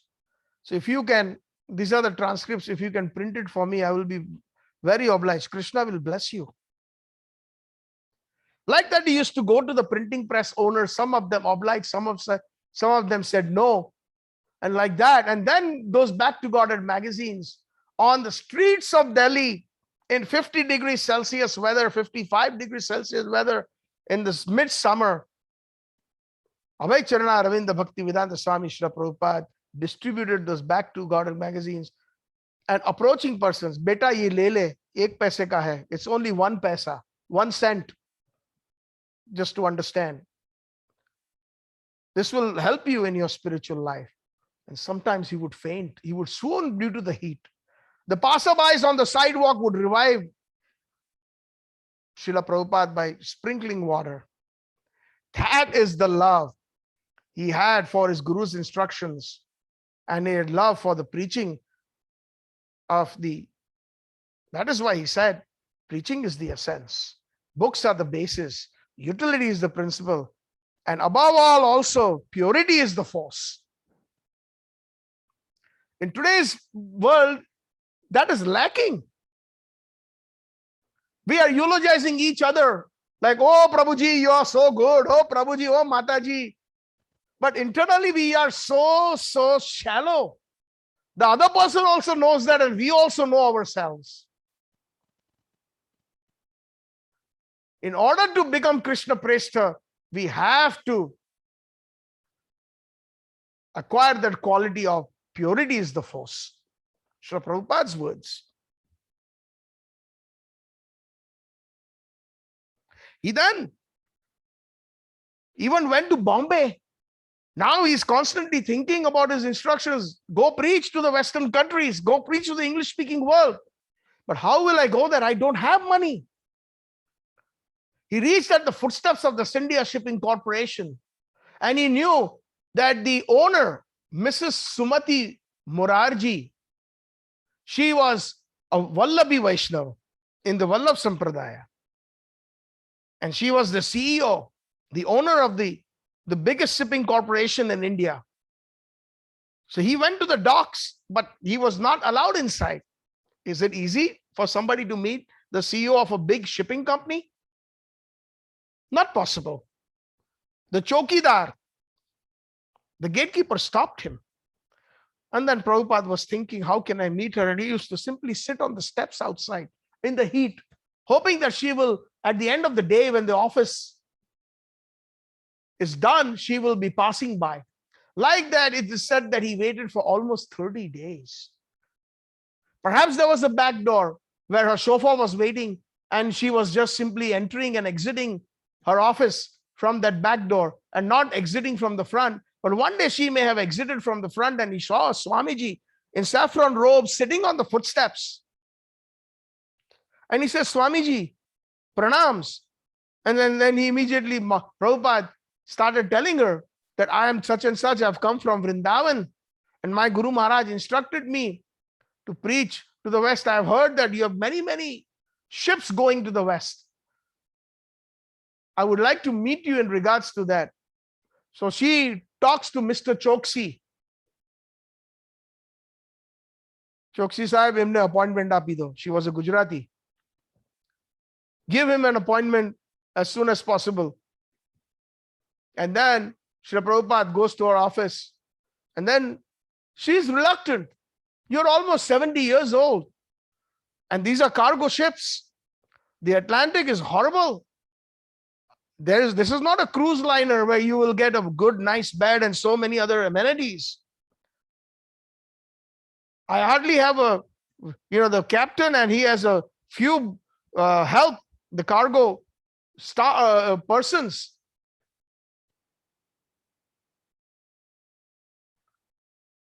We don't have any comfortable rooms for you, and you cannot, I won't let you go in this old age. She refused. Then Srila Prabhupada begged, you are a Vaishnavi. You should understand the Agya of a Guru. You probably do understand. I will sit in one corner. Please make the arrangements. I beg you. Mrs. Sumati Morarji's heart melted. Not that she did not want to, but she was concerned for Swamiji's health. She immediately wrote a letter to Captain Pandya and said that such and such a ship, the ship's name is Jaldut, it is going to embark from Kolkata. And please make all arrangements for Swamiji. He is a vegetarian. All vegetables and everything should be there in enough stock for him for the 40-odd days journey.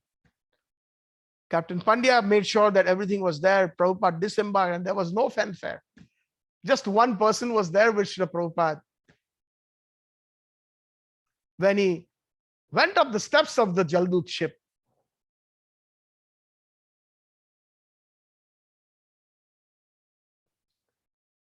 went through Bombay, Sri Lanka, Ceylon, the ship, then into the Indian Ocean, and further into the channels. And it entered the Atlantic midstream. Very, very horrible weather. And Prabhupada started actually keeping an account of every day in a book, in a diary, in a personal diary, which later on became the Jaldut diary. This was a very, very personal diary which he had not shared with anybody. It was found after Srila Prabhupada left his body. In the diary, he writes that I incurred 2 heart attacks. Had a third one come, I don't think I would have survived due to the constant tossing of the ship like a matchstick in the vast, thunderous ocean. And then Mahaprabhu came in my dreams. And it seemed that he was in control of that steamliner, the Jaldut, as if a boatman was using oars to control the boat. And he gave me assurance. Chaitanya Mahaprabhu gave Prabhupada assurance. Who is Chaitanya Mahaprabhu? Chaitanya Mahaprabhu is his own life and soul, Radha and Krishna. Mahaprabhu is a combination of Radha and Krishna. Radha Krishna eka tanu hai, niduvan maje vamsi bajaye. They are one body, but two personalities. He took over. And then the next morning, Captain Pandya exclaimed along with his wife, Swamiji, this is amazing how the ocean became suddenly so calm. We've gone through this many times and it is so horrible.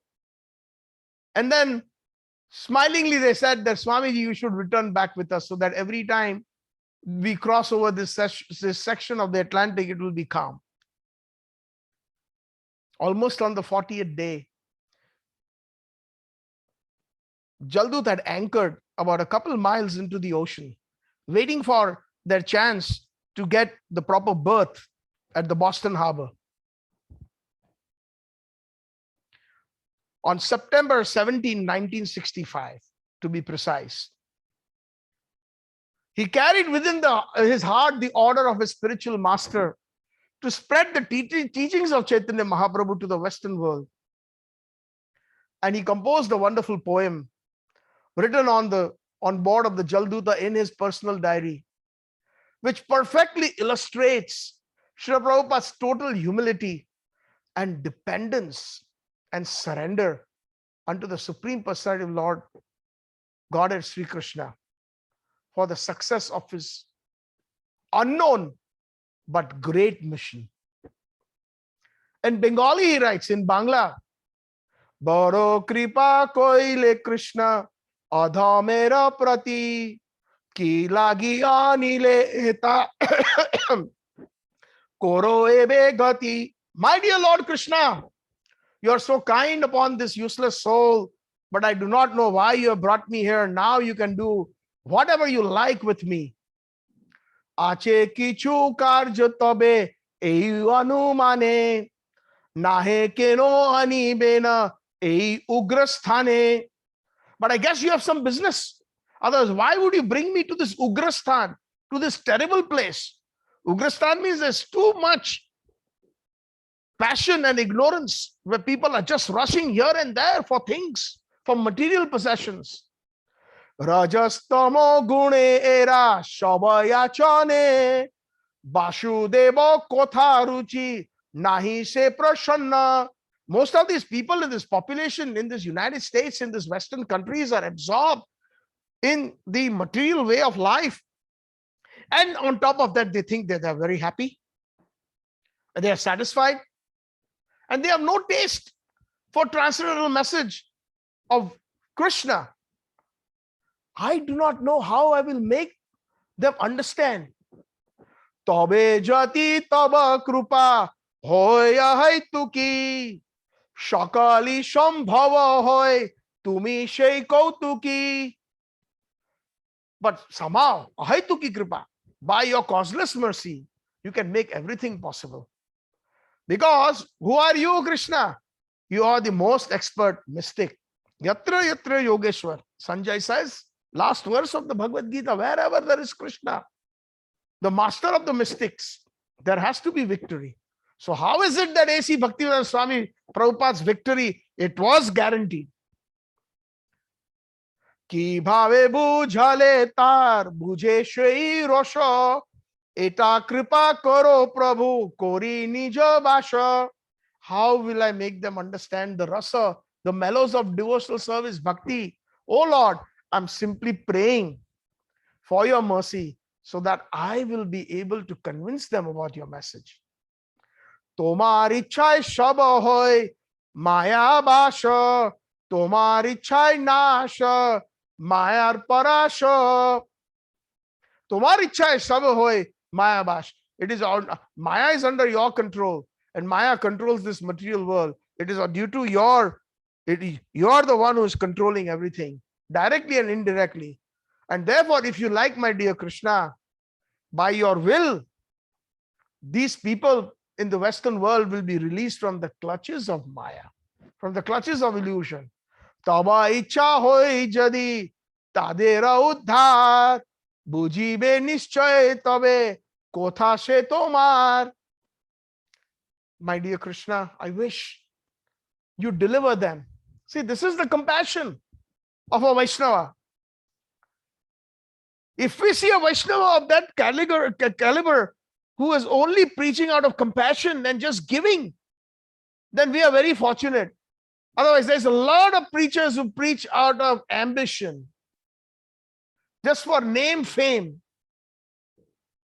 This is what, even especially those who are preachers, and I'm telling myself, this is what we should all cultivate as preachers. If we are preachers, those who are preachers in this audience, that compassion. I wish you may deliver them, O Krishna. Therefore, if you so desire, deliver. Here always Prabhupada used these words, if you so desire, Krishna. Every time Srila Prabhupada was inaugurating a temple, or there were hardships like the Bombay Jew temple, Radha Rasbihari was cheated of their land. Mr. Nair had sold the land to 5 different people and he had collected deposits. But Prabhupada was determined. Radha Rasbihari deities, they served them under a tarpaulin, under a thatch roof, on Juhu Beach. And he used to every day pray to Radha Rasbihari, if you so desire, Radha Rasbihari, let us get this land so that we can build a nice temple for you. And here we are, most of us. I did this, I collected so much, I distributed so many books, I did this, I did that. We are all eye specialists to a majority extent. I like to call, the eye specialist, the ophthalmologist, but with eye specialists, like eye. So we are all specialists in that, eye specialists. Bujhe mein nischay tahe katha to sahi tomar. Certainly they will understand your words of Srimad Bhagavatam, the scripture, if you so desire. Bhagavatera kotha sei tabay avatar, dhira hoy shune jari kane bar bar. One who listens to Srimad Bhagavatam, who it is your avatar. Srimad Bhagavatam is you. And if somebody becomes sober and has shown that desire simply to hear it again and again, then that person will certainly be purified, will receive your mercy. What an amazing prayer Prabhupada prayed. And then if Prabhupada quotes those famous verses of Srimad Bhagavatam, Shrinvanta Swakatha Krishna Punya Shravana Kirtanam Hridyantasta Bhadrani Vidunoti Surusa Nashtaprayashu Bhadreshu Nityam Bhagavata Sevaya, etc. And then he says, Rajos Tamo Hote Tabe Paibe Nistar Hridayera Bhadra Shate Gujibe Tahar. The persons will become liberated from the modes of ignorance and passion, and thus all inauspicious things will be, that is accumulated in the core of the heart, will disappear. Kei kore bujibo kotha bar sei chahi khudra ami dina hina kono shakti nahi. Ki koribe bujabo, how will I make them understand? Kotha baro, your teachings, the scripture. Sei chai khudra ami. Personally, I am dina hina. I am very fallen. I am very unfortunate. Kono shakti nahi. I do not possess any kind of potency to deliver them. This is a real Acharya. Who are we to deliver somebody? Srila Prabhupada is so humble. Every time when there was some devotees and disciples coming and say, Prabhupada, today we distributed the Srimad Bhagavatam, so many copies, and we did this today and did that. And Prabhupada would sometimes cry. He says, look, I am an old man. I am useless, but my Guru Maharaj is so kind upon me that he has sent you young boys and girls. He gave credit to his Guru Maharaj. He never gave credit to himself. Although they were his disciples, although those personalities were initiated by him. Atache enocho Prabhu, kotha boli bare, je tomara ichha Prabhu, koro ei bare. Now it's up to you, O Krishna. Some or the other, you have brought me here. to speak about you. So, my dear Lord Krishna, it is up to you whether you want to make me a success or a failure. This is Sharanagati. This is full surrender. Akhila Jagata Kuru, Bachan Shei Amar, Alankruta Koribar, Khamata Tomar. Oh, Jagat Guru, oh spiritual masters of the world. So there is a double meaning. Jagat Guru is Krishna. Krishnam Vande Jagat Guru. There is a shloka. Because he is the first preceptor. He is the first one who initiated Lord Brahma through the Kam Gayatri mantra. We see that picture on the through the flute, sound vibration on the Brahma Samhita. And then Lord Brahma initiated Naradji, and Naradji, Vyasdev, it came down in disciplic succession to Madhvacharya. From Madhvacharya, it came down in disciplic succession to Madhavendra Puripad, Ishwar Puripad, Chaitanya Mahaprabhu. Then it came down in disciplic succession to the 6 Goswamis, Krishnadas Kaviraj Goswami. It came down in disciplic succession to Vishwanath Chakradipad, Baldev Vidyabhushan, to Jagannath Das Babaji Maharaj, to Bhaktivinoda Thakur, Srila Gaur Kishore Babaji Maharaj, Srila Bhakti Siddhanta Saraswati Thakur, and 32nd in line, A.C. Bhaktivinoda Swami Srila Prabhupada. And all of us who have the intention to follow Srila Prabhupada, purity is the force. Then we are perfectly in line. So Jagat Guru is Krishna, and Jagat Guru is also A.C. Bhakti Siddhanta Saraswati Thakur. Akhila Jagat Guru. That's why we say in the Pranam Mantra, Jagat Guru Bhakti Siddhanta Saraswati Thakur Goswami Prabhupada Ji ki Jai. Akhila Jagat Guru Bachana Shai Amar. I can simply repeat your words. That means he's telling his Guru Maharaj as it is. Alankruta Korivar Khamata Tomar. So if you like, you can make my power of speaking successful. Taba kripa hoile mor, kotha shuddha hobe, shuniya shabara shoka, dukkha jai guchibe. Only by your causeless mercy will my words become pure. I'm sure that when this transcendental message penetrates their hearts, they will certainly feel very gladdened and thus become liberated from all the unhappy conditions of life. And finally, Srila Prabhupada, in the last couple of verses, he's saying, Aniyacho jadi Prabhu, Aniyacho jadi Prabhu, Amara nachate, nachao nachao Prabhu, nachao shei mate, Kashtera putali jatha, nachao shei mate, Kashtera putali jatha, nachao shei mate. Aniyacho jadi Prabhu, you brought me here. Amara nachate, make me dance. Nachao, nachao, make me dance, make me dance. Nachao shei mate, as you wish. Kashtera putli, just like a puppet, a wooden doll. Make me dance. Jatha nachao shei mate, as you wish, my dear Lord, make me dance. Bhakti na bedo nai name khubadaro. Big name I have. Bhakti Vedanta Nama Ebe Shartok Koro. Bhakti Nai Veda. I do not possess any bhakti or devotion. Nai Name Khubadaro. And I have such a big name, but I have faith in your holy name. They have given me the title Bhakti Vedanta Nam Ebe Shartok Koro.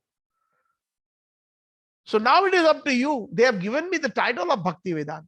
So now it is up to you whether to make that name successful, whether or not I can live up to that name.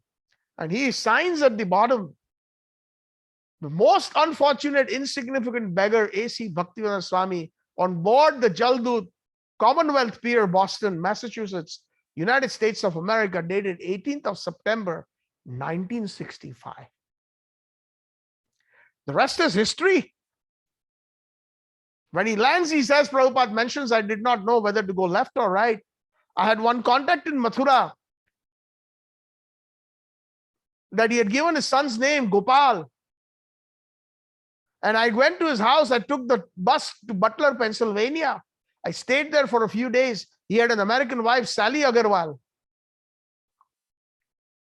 But Srila Prabhupada writes to Narayan Maharaj, his god nephew and god brother, because Srila Narayan Maharaj is a disciple initiated by Bhakti Pragyan Keshav Maharaj. So he writes his first experiences about the United States, how the people are, how he had to compromise.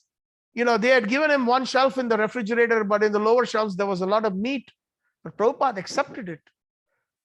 Gopal Agarwal's little son took his first steps. He was a little infant.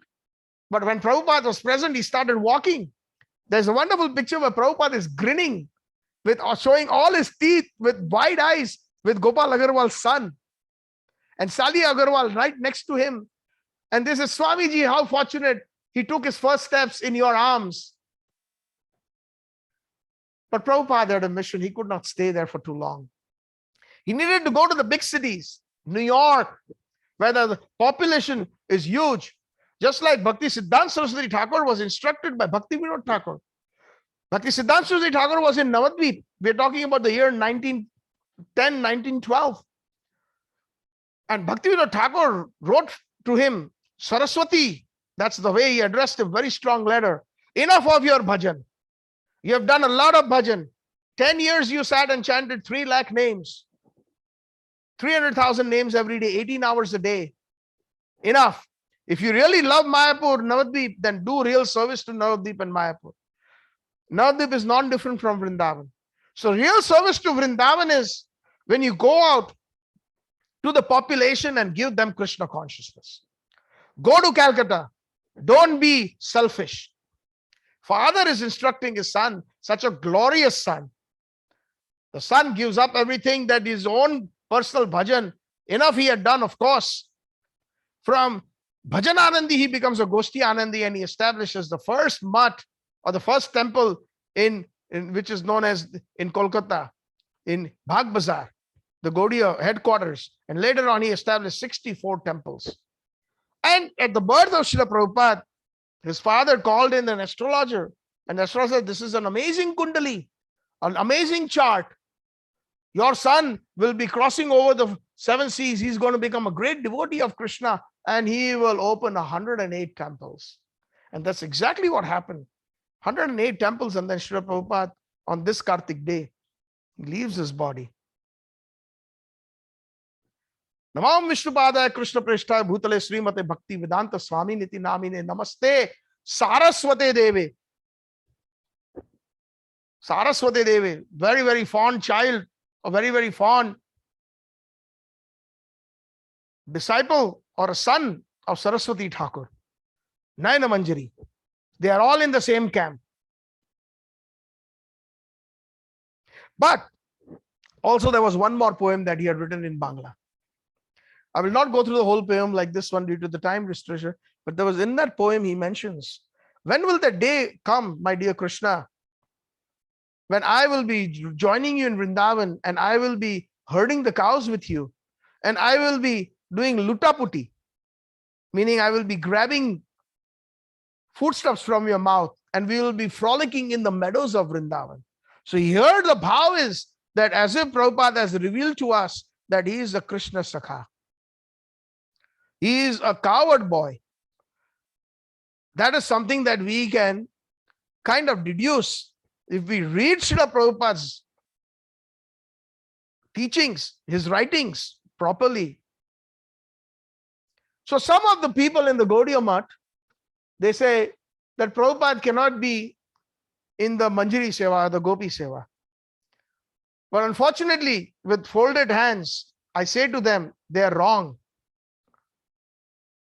They are completely wrong, because they put up this argument that even in Vrindavan, Srila Prabhupada established Krishna Balram in the center of the altar. But they are forgetting Prabhupada also established Lalita Vishakha Radha Shyam Sundar. And the name of the temple is Krishna Balram. So this certain logical arguments that some of the so-called scholarly persons in the Gaudiya Math they presented. And this question was even asked to me in Vrindavan during the seminar, after the end of the seminar. And obviously then I had to quote right through again the same points. That Saraswati Thakur is a very dear servant of Rupa Manjari. When Bhakti Siddhanta Saraswati Thakur left his body in Kolkata in 1935, he asked Srila Prabhupada's senior god brother Srila Bhakti Rakshak Sridhar Maharaj to sing his favorite bhajan. And what was his favorite bhajan? Shri Rupa Manjari Pada, Shei Mora Sampada, Shei Mora Bhajana Pujana, Shei Mora Bhajana Pujana. 8 verses where they only glorifies Rupa Manjari. That Sri Rupa Manjari Pada, the lotus feet of Rupa Manjari, is my bhajan and pujan. It is my bhajan and my worship. Shai Moro Prana Dhana.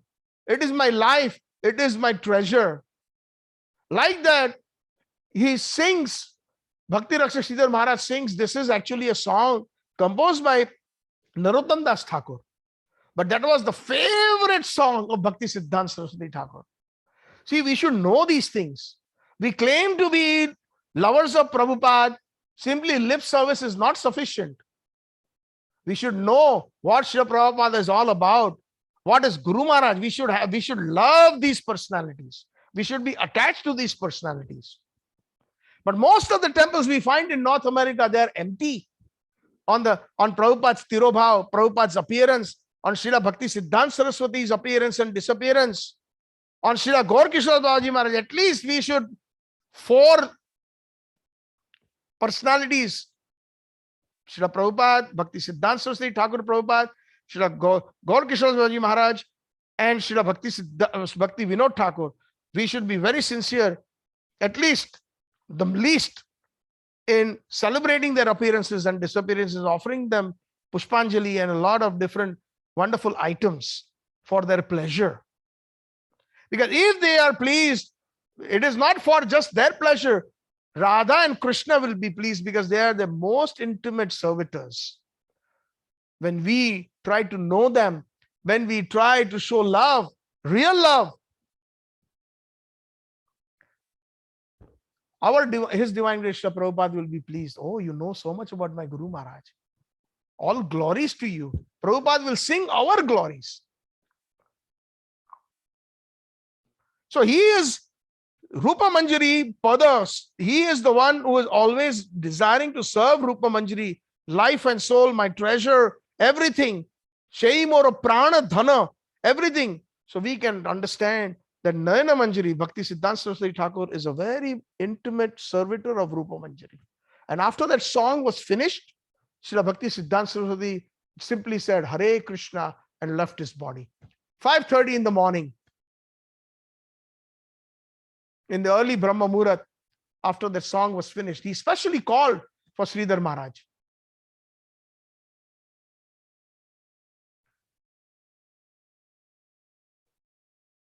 We have a certain problem between both the Gaudiya Maths and the ISKCON temples. We don't respect each other genuinely. Sridhar Maharaj was one of the favorite senior god brothers of Srila Prabhupada. In Allahabad, when Sridhar Maharaj was already a sannyasi and Prabhupada was a grihastha, he used to arrange home programs. Just like when a sannyasi comes to our town, we drive them around, we arrange home programs. Abhay Charanaravinda Das used to do that. And Sridhar Swami was very, very fond of Prabhupada. Prabhupada said that after I leave, you can take instruction from Sridhar Swami. But unfortunately, some of the immature, initiated personalities of Srila Prabhupada, they made such a mess and they even made Sridhar Maharaj cry.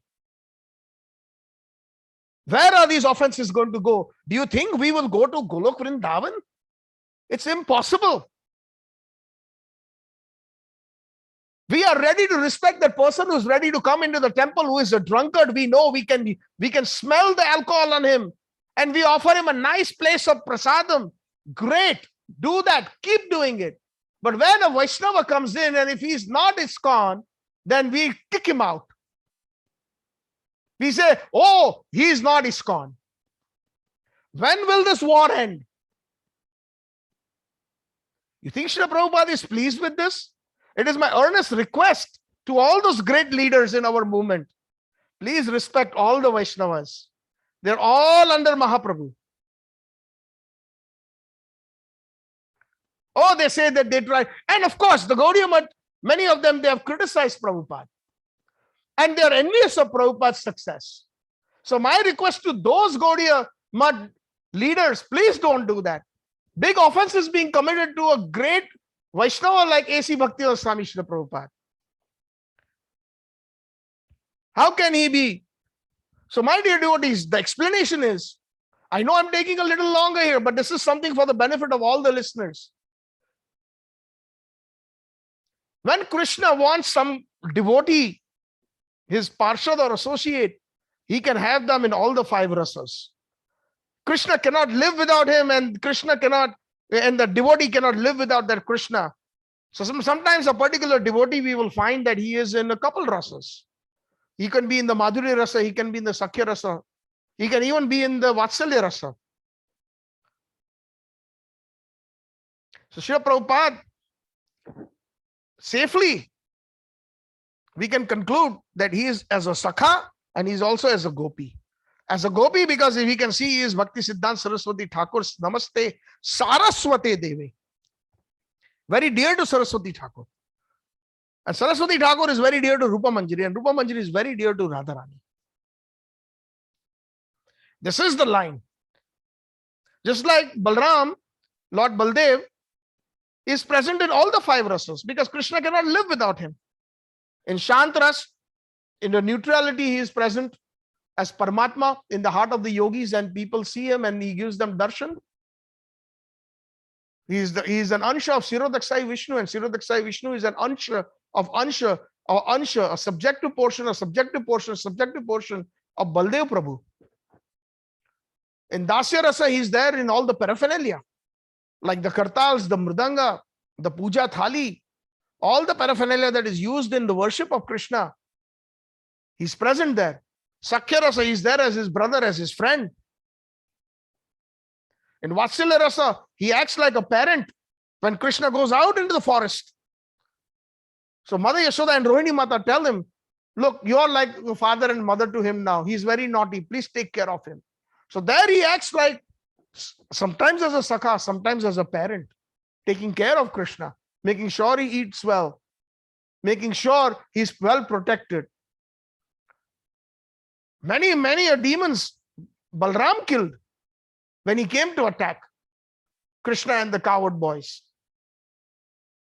Protection, like a parent protects a child. And in the Madhuri Rasa, Lord Balram is Ananga Manjari, the younger sister of Radharani. So how is it not possible that A.C. Bhaktivedanta Swami Prabhupada, to all those persons who have a doubt that he is not only a Sakha, but he is also in the Manjari Bhav, in the Gopi Bhav. And that is what is there in his Pranam Mantra, my dear devotees.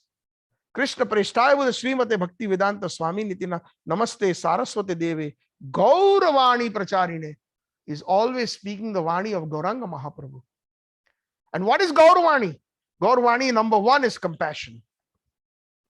Dina ina jatachilo hariname uddharilo tara shakshi jagaye madhai. The most fallen and the ruffians and the rascals like Jaga and Madhai, even them you have delivered, O Mahaprabhu. Brajendra Nandan Sachishuta hoilo shai Balram hoilo nitai. Brajendra Nandan, the son of Nanda Maharaj, has become the son of Sachi Mata as Chaitanya Mahaprabhu. Balram hoilo nitai. And Balram appeared as Nityananda Prabhu. Gauravani Pracharine. Gauravani is what? Just compassion, giving the Mahamantra Hare Krishna, Krishna Krishna, Hare Hare, Hare Ram, Ram Ram, Hare Hare. After reaching Noyak, Prabhupada stood in the Tompkins Square Park under a tree and started Gauravani by chanting simply with kartals, nothing else, where it was all populated and surrounded by the hippies who are in the most darkest ignorance. Drunkards, drug addicts, womanizers, etc., etc., etc. Simply standing under the tree, Prabhupada chanted Gauravani. Hare Krishna, Krishna Krishna, Hare Hare, Hare Rama, Rama Rama, Hare Hare. All of them gathered around. Somebody had bongos, somebody had a guitar, all these different musical instruments, wherever. Most of them were high on drugs, but they liked it, what they heard. They made a circle around, and Swamiji was right in the center. Gauravani Pracharini. He was already preaching, sowing the seed of pure bhakti in their hearts with the sound vibration of the Mahamantra. And then later on, at 26 Second Avenue, some of them got attracted. Swamiji, we'll get you a place. Bruce and Greg. Bruce was a school teacher. He said, Swamiji, here, I'm giving you this money for the rent. There was a small storefront which was empty and vacant. The store had closed and the name was Matchless Gifts. When the devotees obtained that on rent, they were trying to remove that sign, and Prabhupada said, no, don't remove it. And then he smiled and said, Krishna consciousness is a matchless gift. And behind the matchless gift in the courtyard, there was a little apartment building on the second floor. Srila Prabhupada had got a studio apartment. The servant has been very fortunate. About 25 years ago, we got the opportunity to take darshan of that apartment. Recently, ISKCON obtained it. There was a tenant after Prabhupada. He was always there. But somehow or the other, we went there, in the apartment that was occupied by somebody, where Prabhupada started everything in New York.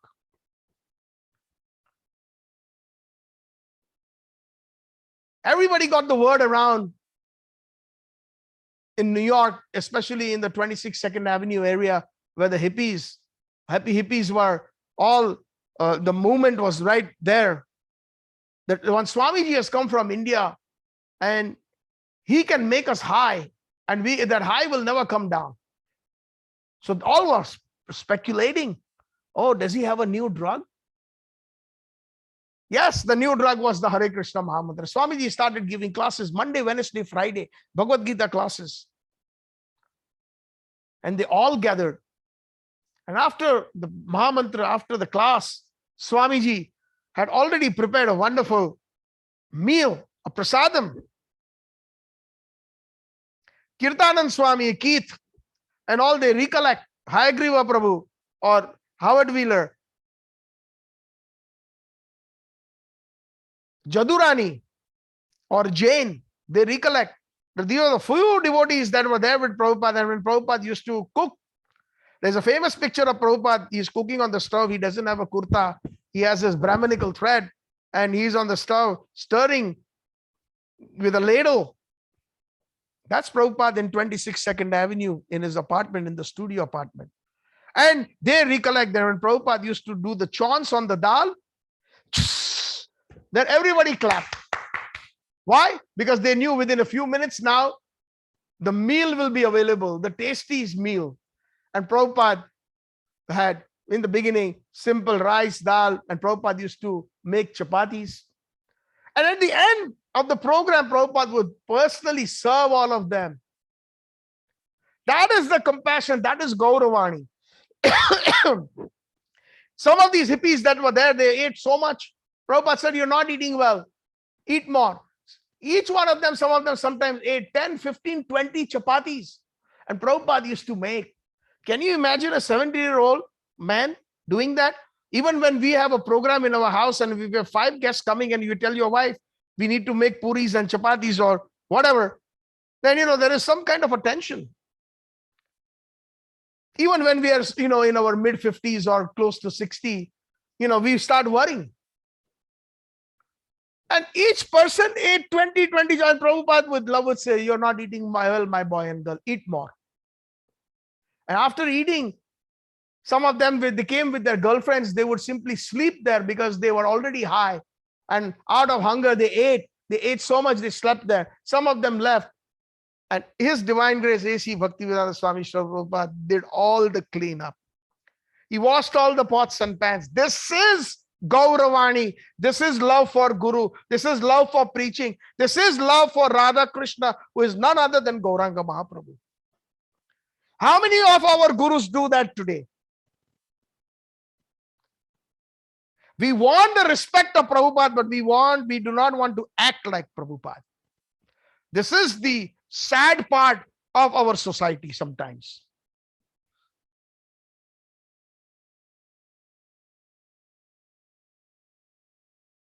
And the rest is history. New York, San Francisco, in the Haight-Ashbury area, Jagannath Rath Yatra, London,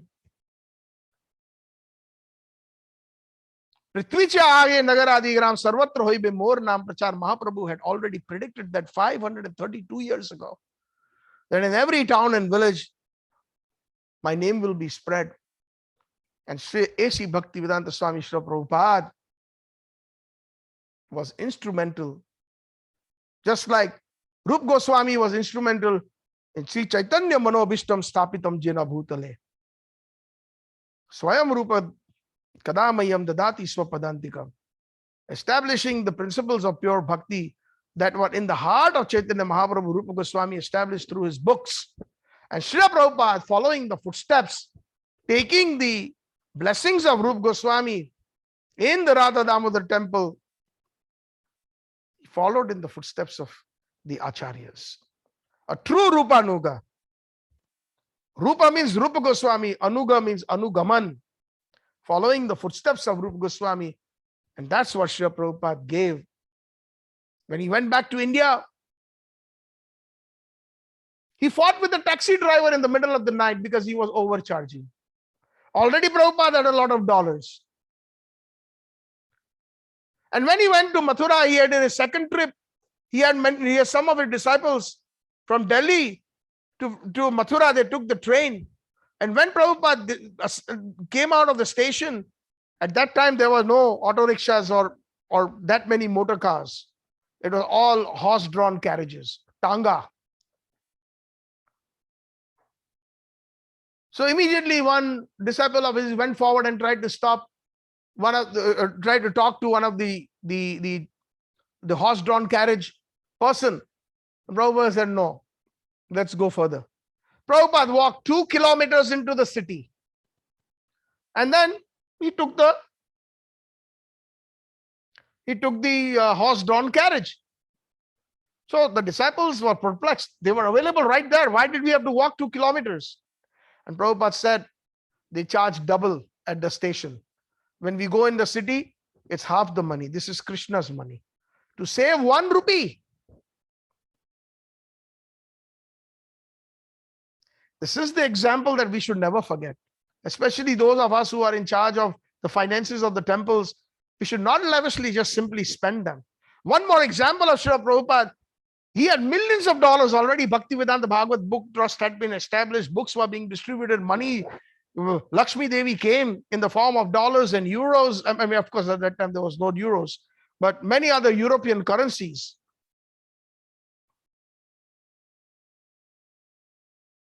And Vrindavan Dham, Prabhupada, as you all know, his quarters in Prabhupada, and he was seated there. Surbhi Swami came. I believe his background was German person, but he was an architect, and he was in charge of some of the construction oversight in the Bombay temple. So he had come from Juhu, Bombay, and he asked Prabhupada for money, something to the extent of 2-3 lakh rupees for the next phase. So he explained everything to Prabhupada. Prabhupada was satisfied, and he told Tamal Krishna Maharaj, bring my checkbook. He writes a check for that amount, whether 2 or 3 lakh rupees, something to that extent, and gives it to Surbhi Swami. And Surbhi Swami offers his dandavats and he leaves Prabhupada's quarters. And then while he's probably almost at the temple gate, Prabhupada says, call him back. So he's called back. He offers his obeisance. Yes, Srila Prabhupada. He says, Prabhupada asked him, how do you plan on cashing this check? He says, Prabhupada, I'm here for 2-3 days, in Vrindavan Dham, perhaps a week, if you give me your blessings. So Prabhupada, yes, no problem, stay. But I was going to go to Mathura to deposit this in the bank and in the Bombay account and make a deposit in the Mathura bank. So Prabhupada said, give that check back. To the astonishment of all the persons who were present in the quarters in Vrindavan, Prabhupada's quarters. Why? And then Prabhupada simply smiled. By the time you reach Bombay, you will have it in a few days. I will send it to you via post. By post, it's going to cost only 20 paisa. But if you go to Mathura, to deposit that check, back and forth is going to cost 4 rupees. Prabhupada saved 3 rupees and 75 paisa intelligently because he says this is all Krishna's money.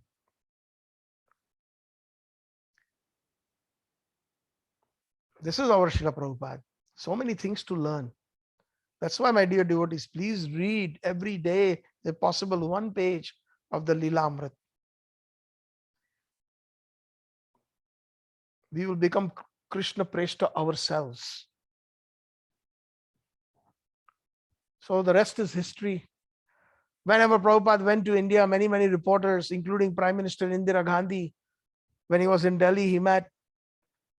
And they appreciated Prabhupada. They said, Swamiji, aapne kamal kar diya. You've done amazing. You spread the name of Krishna all over the world, Bhagavad Gita, etc. And he would say with folded hands, very humbly, to Prime Minister Indira Gandhi, I've not done anything much except that the only credit I have is I've given this message as it is. All credit goes to my Guru Maharaj. I'm just like a postman. In the villages of India, many people who are illiterate, who cannot read, when the postman comes with a letter, they say, Bhaiya, chitti pad do. Please read this letter for me. So he will open that letter and he will read it as it is. At one door, he will read the happy tidings. Oh, your brother has got a baby boy. Wow, wait, Mr. Postman, let me give you some laddu. And on the next door he goes, he opens a letter and he reads that such and such a person in your family has passed away. And there are tears. But he does not change the message. He reads it as it is. And that is what our parampara is all about, as it is. Never taking credit for the self, always giving credit to the parampara. Bhaktisiddhanta Prabhupada never took credit for himself. Whenever his own disciples bowed down, he would say in Sanskrit very softly, Daso asmi, I am your servant. This is his divine grace. Over 10,000 disciples, initiated persons, Prabhupada gave the holy name. He spoke constantly. He only slept for an hour and a half to 2 hours. Wherever he went, he continued translating. He made sure that all the devotees, his disciples, were sleeping. Sometimes he would walk around the ashram and somebody did not have a blanket, he would cover them. He would make sure that all the disciples and the devotees and the visitors had enough prasadam.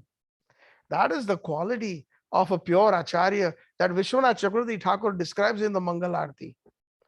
Chaturvidasi Bhagavad Prasada Swadana Triptam Hari Bhakta Sangam Kritaiva Triptim Bhajada Sadaiva Vande Guru Sri Charanarvindam. The acharya is very satisfied when all the devotees take prasadam, when all their basic necessities and needs are met. But today what is happening? The guru has to send a fax list. I remember I had a fax machine back in Chicago and one personality was coming and the senior initiated person said, oh, Maharaj only eats this.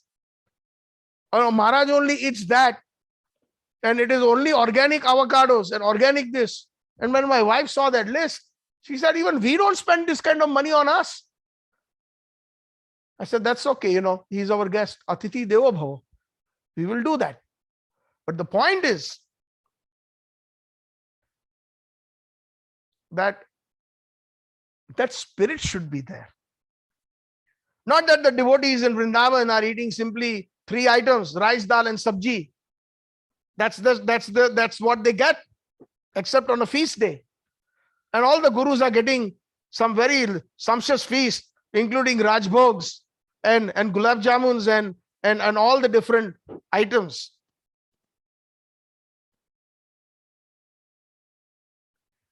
The consciousness, that is Krishna consciousness, when we have love for everyone who is involved in Krishna consciousness.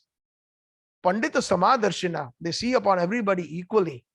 Although the guru can play the role of instructing, but when he's a sannyasi, he should be even more austere than his own disciples and brahmacharis.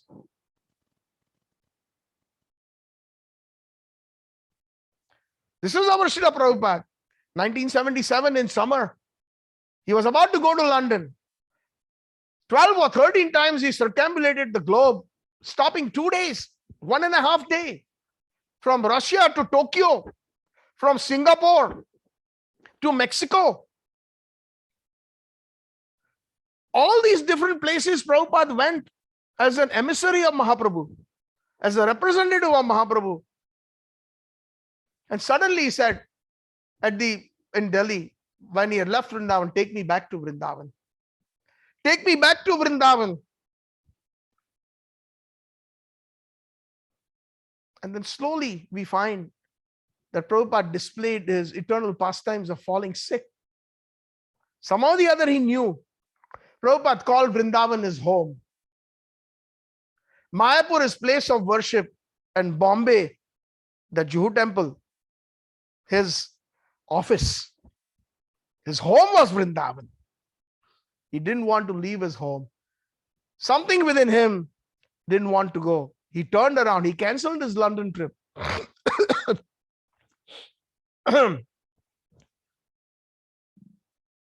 Slowly and slowly, they found out that Prabhupada had organs that were failing.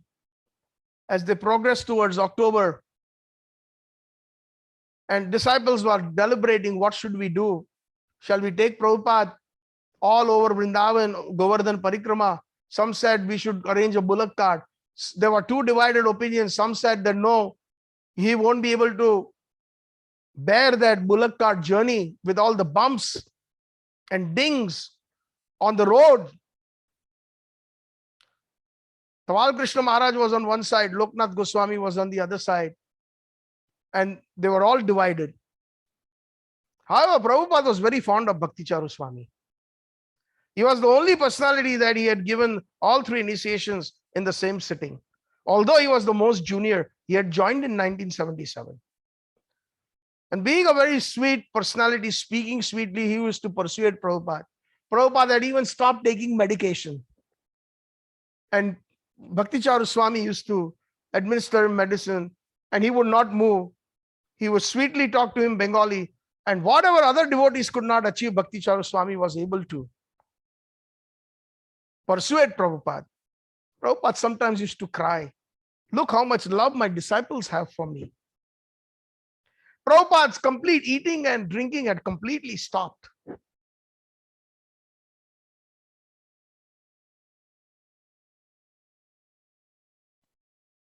And some of them suggested they should see that Kaviraj. The Kaviraj came, the Ayurvedic doctor, and suggested that he was very weak. He needed that Shilajit, a very famous Ayurvedic medication that would revive Prabhupada's health. So the disciples, some of them of the Western, they got cheated by somebody who gave them some nonsense instead of that Shilajit. Shilajit is a very expensive medication. And when Prabhupada saw that, he says, are you trying to poison me? This is poison. And then the famous talk about in the town came that Tamal Krishna Maharaj, Bhakti Charu Swami, and some of the inner circle were trying to poison Prabhupada. This is such nonsense. Especially those Ritviks of Bangalore, they are blaming, they were very dedicated to Prabhupada. Although they had their own egoistic issues amongst themselves, but there's not a single person that I can vouch for that they all loved Prabhupada. And it is out of pure love for Prabhupada. Sometimes they even fought against each other, even if it was their ego. They took that part of the tape that this is poison. Are you trying to poison me? And they highlighted that part. This is envy. We should never do that. Some of the devotees, they go to that extent of even blaming a devotee that they've never done anything. Either they will say that he's sleeping with this person, he's a sannyasi and this and that, and it may not be true. Just because one has to vent out some personal vendetta, they will go and fall to that extent. I mean, I know that Tamal Krishna Maharaj was a hardliner. He made many devotees cry. But he was a strict sannyasi. And he had certain issues. But he would never kill Srila Prabhupada. And there's no question about Bhakti Charu Swami also. Just to clear the air here. Because it is a part of Prabhupada's Leela. Not because I'm saying that Bhakti Charu Swami is my spiritual master, but just being from a neutral perspective, how people can blow things out of proportion. And that is called Gramya Katha. We all have this habit. In the temple also, somebody will say something about a particular person. Without knowing both sides of the story, they will already make a judgment call against that person. And they will become prejudiced. They will stop talking to them. They will stop their seva. They will stop inviting them to their home programs. That is not Vaishnava. If we want to be candidates of Golok Vrindavan, we will have to surpass all this. If we want to become Krishna Preshta. So Srila Prabhupada eventually said, I don't want any medication, nothing. Bhakti Charu Maharaj used to simply try to put some juice in his mouth. He would take a couple sips, but he was like Bhishma Dev now. Ready to give up his body, Swa Ichha. And at that time, Prabhupada, right around the week of his passing away, he said, let all my disciples come. Because at that time, there were hardliners who would never let anybody go close to Srila Prabhupada.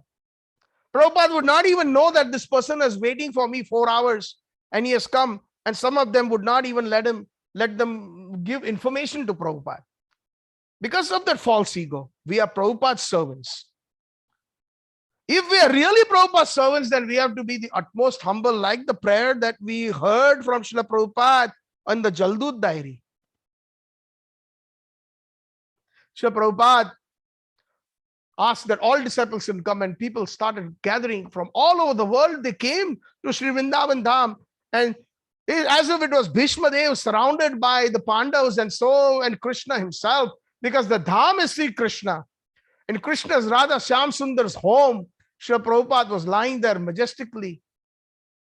And every day, although completely emaciated, bones, even to turn him from left to right gently, his disciples would very gently, just in case they would not kind of, injure him, his bones. He was so fragile. But Prabhupada's consciousness was full, Krishnirmati. He spoke Srimad Bhagavatam. Pradyumna Prabhu is sitting there with a microphone and his open Bhagavatam is there. Prabhupada is lying down and so many devotees are fanning him, and they're all gathered around, and Prabhupada is speaking Srimad Bhagavatam. Some very important instructions. Rajas Tamo Bhava. Please get rid of the Tamogun and the Rajas Bhav. Prabhupada is saying, giving his final instructions, the final lesson to his disciples. Somebody could not even lift his hand. There was so much weakness, but his consciousness was completely amazing. And that dreadful moment came at 7:20 p.m. November 14, 1977, according to the English calendar. And according to the Vedic calendar, today is the anniversary. According to the Tithi, Srila Prabhupada left for his eternal, to join Mahaprabhu, Radha Krishna in their eternal pastimes, along with their intimate associates. In the month of Kartik, what an auspicious month, Urjeshwari, the month of Radharani. And that too in Vrindavan Dham. And in Vrindavan Dham, as if in Naimisharanya, the chakra, the pivot. In Vrindavan Dham today, the pivot indeed is the Krishna Balram Mandir, is the ISKCON Mandir. No matter how many other temples come, but that Mandir is very special. Right at the lotus feet of Gaur Nitai, Bhakti Siddhanta Saraswati Thakur, at the lotus feet of Krishna Balram, in the house of Lalita Vishakha and Radha Shyam Sundar, His Divine Grace A.C. Bhaktivedanta Swami Srila Prabhupada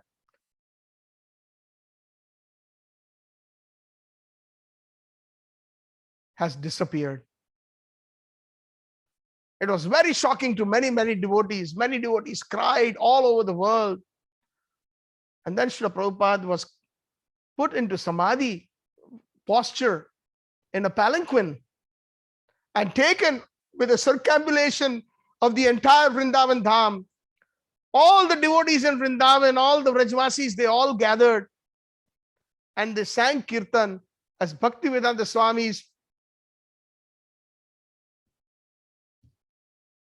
palanquin went through the streets of Sri Vrindavan Dham on the Parikrama Marg. And then, right in front of the deities, the Charanamrit was administered in Srila Prabhupada's lotus lips. Tulsi leaves from the lotus feet of Krishna Balram, Gaur Nitai, Shyam Sundarji were put in his mouth.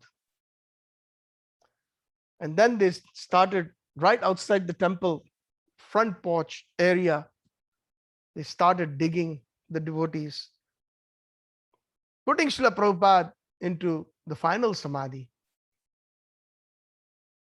They dug deep down into the ground and slowly they placed Srila Prabhupada's divine body into that pit.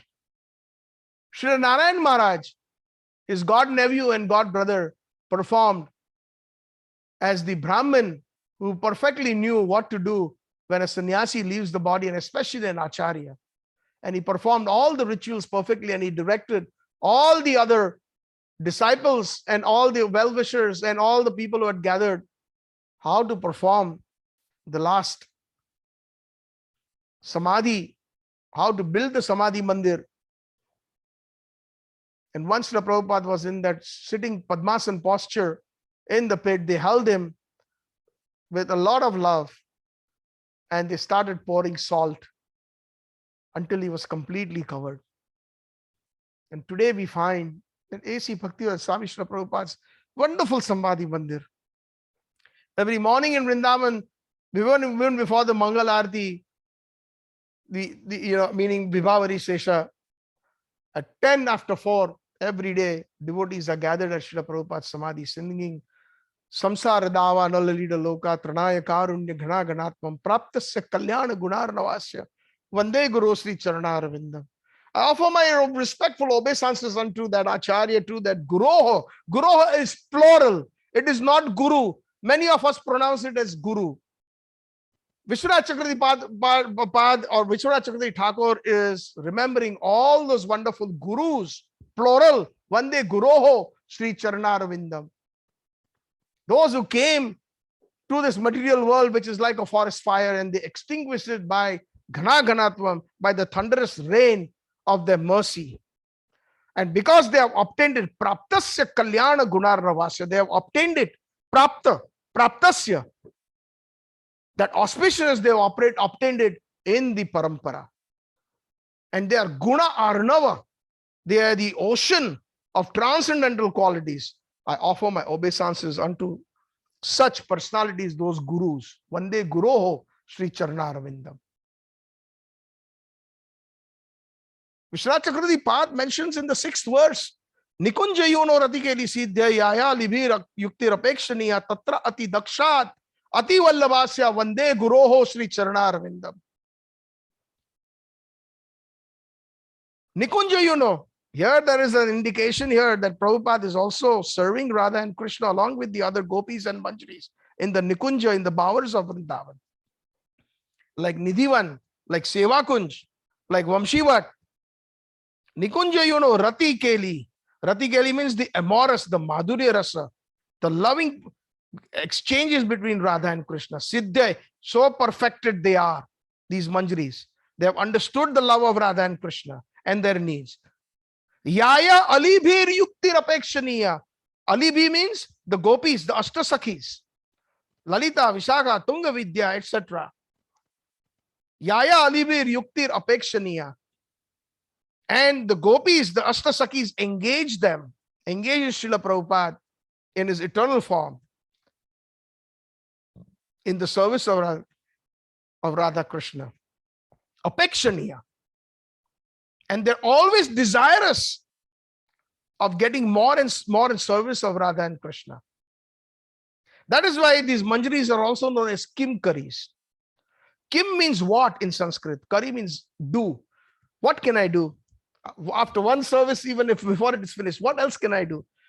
These small gopis will run to Lalita, to Vishakha Devi, to the gopis. What else can I do? What else can I serve? What else can I do? This is the bhav of the Mangalarti, ultimately. And then when Radha Krishna says, it's time for you to go back. There are so many Brahmans, there are so many lost souls. Will you please go? And Prabhupada with folded hands, certainly, my dear Radhe, certainly, my Shyam Sundar, I will go. Namam Vishnupadaya, Krishna Presthaya Bhutale, Srimate Bhakti Vedanta Swami Niti Namine. Namaste Saraswate Deve Gaurvani Pracharine, Nirvisesha Sunyavadi Paschat Deshatarine. The toughest of the toughest cookies, Nirviseshas, the Mayavadis, very difficult to convert them into anything because they think they are God. They think that is the goal of life, to become God. So aham, I am He. Even then, Prabhupada was able to, just like Mahaprabhu was able to convert the great Mayavadi Prakashananda Saraswati, and he made him a pure devotee into Prabodhananda Saraswati, from a Mayavad to a pure Vaishnava. Just like Mahaprabhu was able to convert Sarvabhautacharya in Jagannath Puri, who was a Brahmavadi, a Mayavadi more or less. But by bestowing his mercy, he made him into a pure Vaishnava. Similarly, Nirvisesh, Shunyavad. Shunyavad means Buddhist, where everything becomes zero. Nirvan. Paschatya, the Westerners. Eating, sleeping, mating, that's all they knew. Paschatya Deshatarine. Today we find those glorious Vaishnavas who are eating meat, drinking, everything wrong as per the Vedic culture. Some of those sincere followers are amazing, writing wonderful books, preaching so nicely, worshipping the deities so nicely. On the altar, whites, blacks, Caucasians, Oriental. It was the vision of Bhaktivinoda Thakurji. While he was in the Godrum, he saw one day, he told his son, across the Jalangi, everybody will be dancing, the whole world, hand in hand, chanting the Mahamantra. And today it is possible. The Mayapur Chandrodaya Mandir has flourished. And people in Vrindavan, today Vrindavan is so flourishing, it is because of A.C. Bhaktivinoda Swami Srila Prabhupada's ISKCON. That is our A.C. Bhaktivinoda Swami Srila Prabhupada, and I have probably not even scratched the surface of his glories. Thank you all so much for patiently listening. I even lost track of time today. All glories to His Divine Grace Srila Prabhupada. All glories to His Divine Grace Srila Prabhupada. All glories to Srila Prabhupada. So we should be happy, along with sadness, that he has been reunited on this day. Even Krishna feels the separation from his devotees. That is why he sends Uddhav to Vrindavan. It is not because Uddhav had that attitude that I am a scholar, I am a Vedic scholar, I am a disciple of Brihaspati, the guru of all the demigods, the Devi Devatas. And he knew, Krishna knew, but because he was his friend, he says, you know what? I want to really teach you something about pure love and separation. And Uddhav later on understand it is just not the devotees who are in separation, but Krishna also feels the separation from his devotees. This is the summum bonum of Gaudiya Vaishnavism. This is the summum bonum of Vraj Bhakti. Srila Prabhupada is an eternal resident of Sri Vrindavan Dham. He is an eternal well-wisher of each one of us. He is simply waiting with open arms. Wherever we are, we simply perform our bhakti in such a way that we make him proud. We please him. Actually speaking, one last note, going back to God, it is not so important. If Krishna wishes, Prabhupada used to quote his Guru Maharaj, perform your seva in such a way that if Krishna wishes, he can see you. None of our acharyas have said that, give me darshan. That is, many Vaishnavas have asked the darshan of Krishna, or they have desired. But most of them, our Gaudiya acharyas, no, wherever we are, Swargeshu, Narkeshu, Apavargeshu, Samatulya Darshina. Just give us your seva, Krishna, wherever we are. Service in separation is considered the highest. It's very easy to serve in person, but it's very difficult to serve, even more challenging in separation. Nama Gaur Kishoraya Sakshat Vairagya Murte Vipralambara Sambode Padam Bhojayate Namaha. In Gaur Kishoras Babaji Maharaj's Pranam Mantra, Nama Gaur Kishoraya, offer my obeisances to Gaur Kishoras Babaji Maharaj. Sakshat Vairagya Murte is the embodiment of Vairagya, of austerity. Vipralamba Rasambode. Very two important words that depicts the quality of the Gaudiya Vaishnava. Vipralamba, in separation, he is always serving Radha Krishna in separation. Vipralamba Rasa Ambudi, an ocean of the mellows in separation, service in separation of Radha Krishna. Padam Bhojayate Nama. I offer my obeisances unto his lotus feet.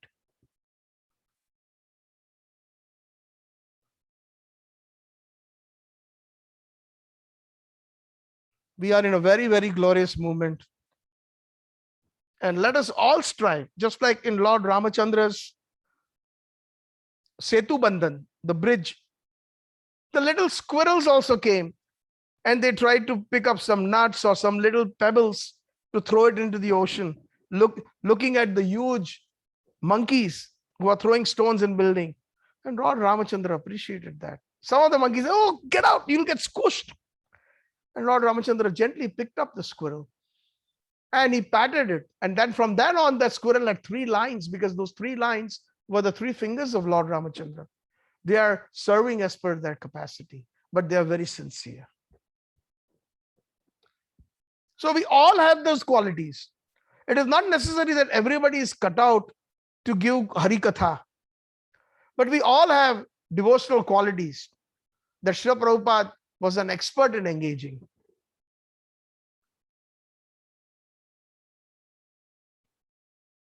Coming back again to one of the verses of the Mangalarti. Shringaratan Mandir Marjanado Yuktascha Bhaktamscha Niyunjatopi Vande Guru Sri Charanaravindam. A real Acharya, a Vaishnava of a high character and high quality will always engage others in the service of Krishna. Whatever qualities we have. One may have good abilities to cook, one may have good abilities to sing, one may have good abilities simply to do some accounting or something, some seva. That is what the International Society of Krishna Consciousness is most wonderful. I tell you, everybody can be engaged. Everybody can be engaged in the service of Krishna. That is Krishna consciousness. Personally, I feel so fortunate. Srila Prabhupada, please bless us all. On this day, it is said that we can directly approach the Acharya on their appearances and disappearances. If you so desire, Srila Prabhupada, which we know that you so desire that we advance and we make our Gaudiya Vaishnava Parampara of Mahaprabhu very proud. That is the sincere prayers at your lotus feet, Srila Prabhupada. Hare Krishna. Gaur Premanande, Hari Hari Bol. Gaur Premanande, Hari Hari Bol. Gaur Premanande, Hari Hari Bol. His Divine Grace, A.C. Bhaktivedanta Swami Srila Prabhupada Ji ki Jai. Srila Prabhupada Ji ki Jai. Srila Prabhupada Ji ki Jai. Vancha kalpatarobhyascha kripa sindhubhya vacha patitanam pavanebhyo vaishnavebhyo namo namaha. So at this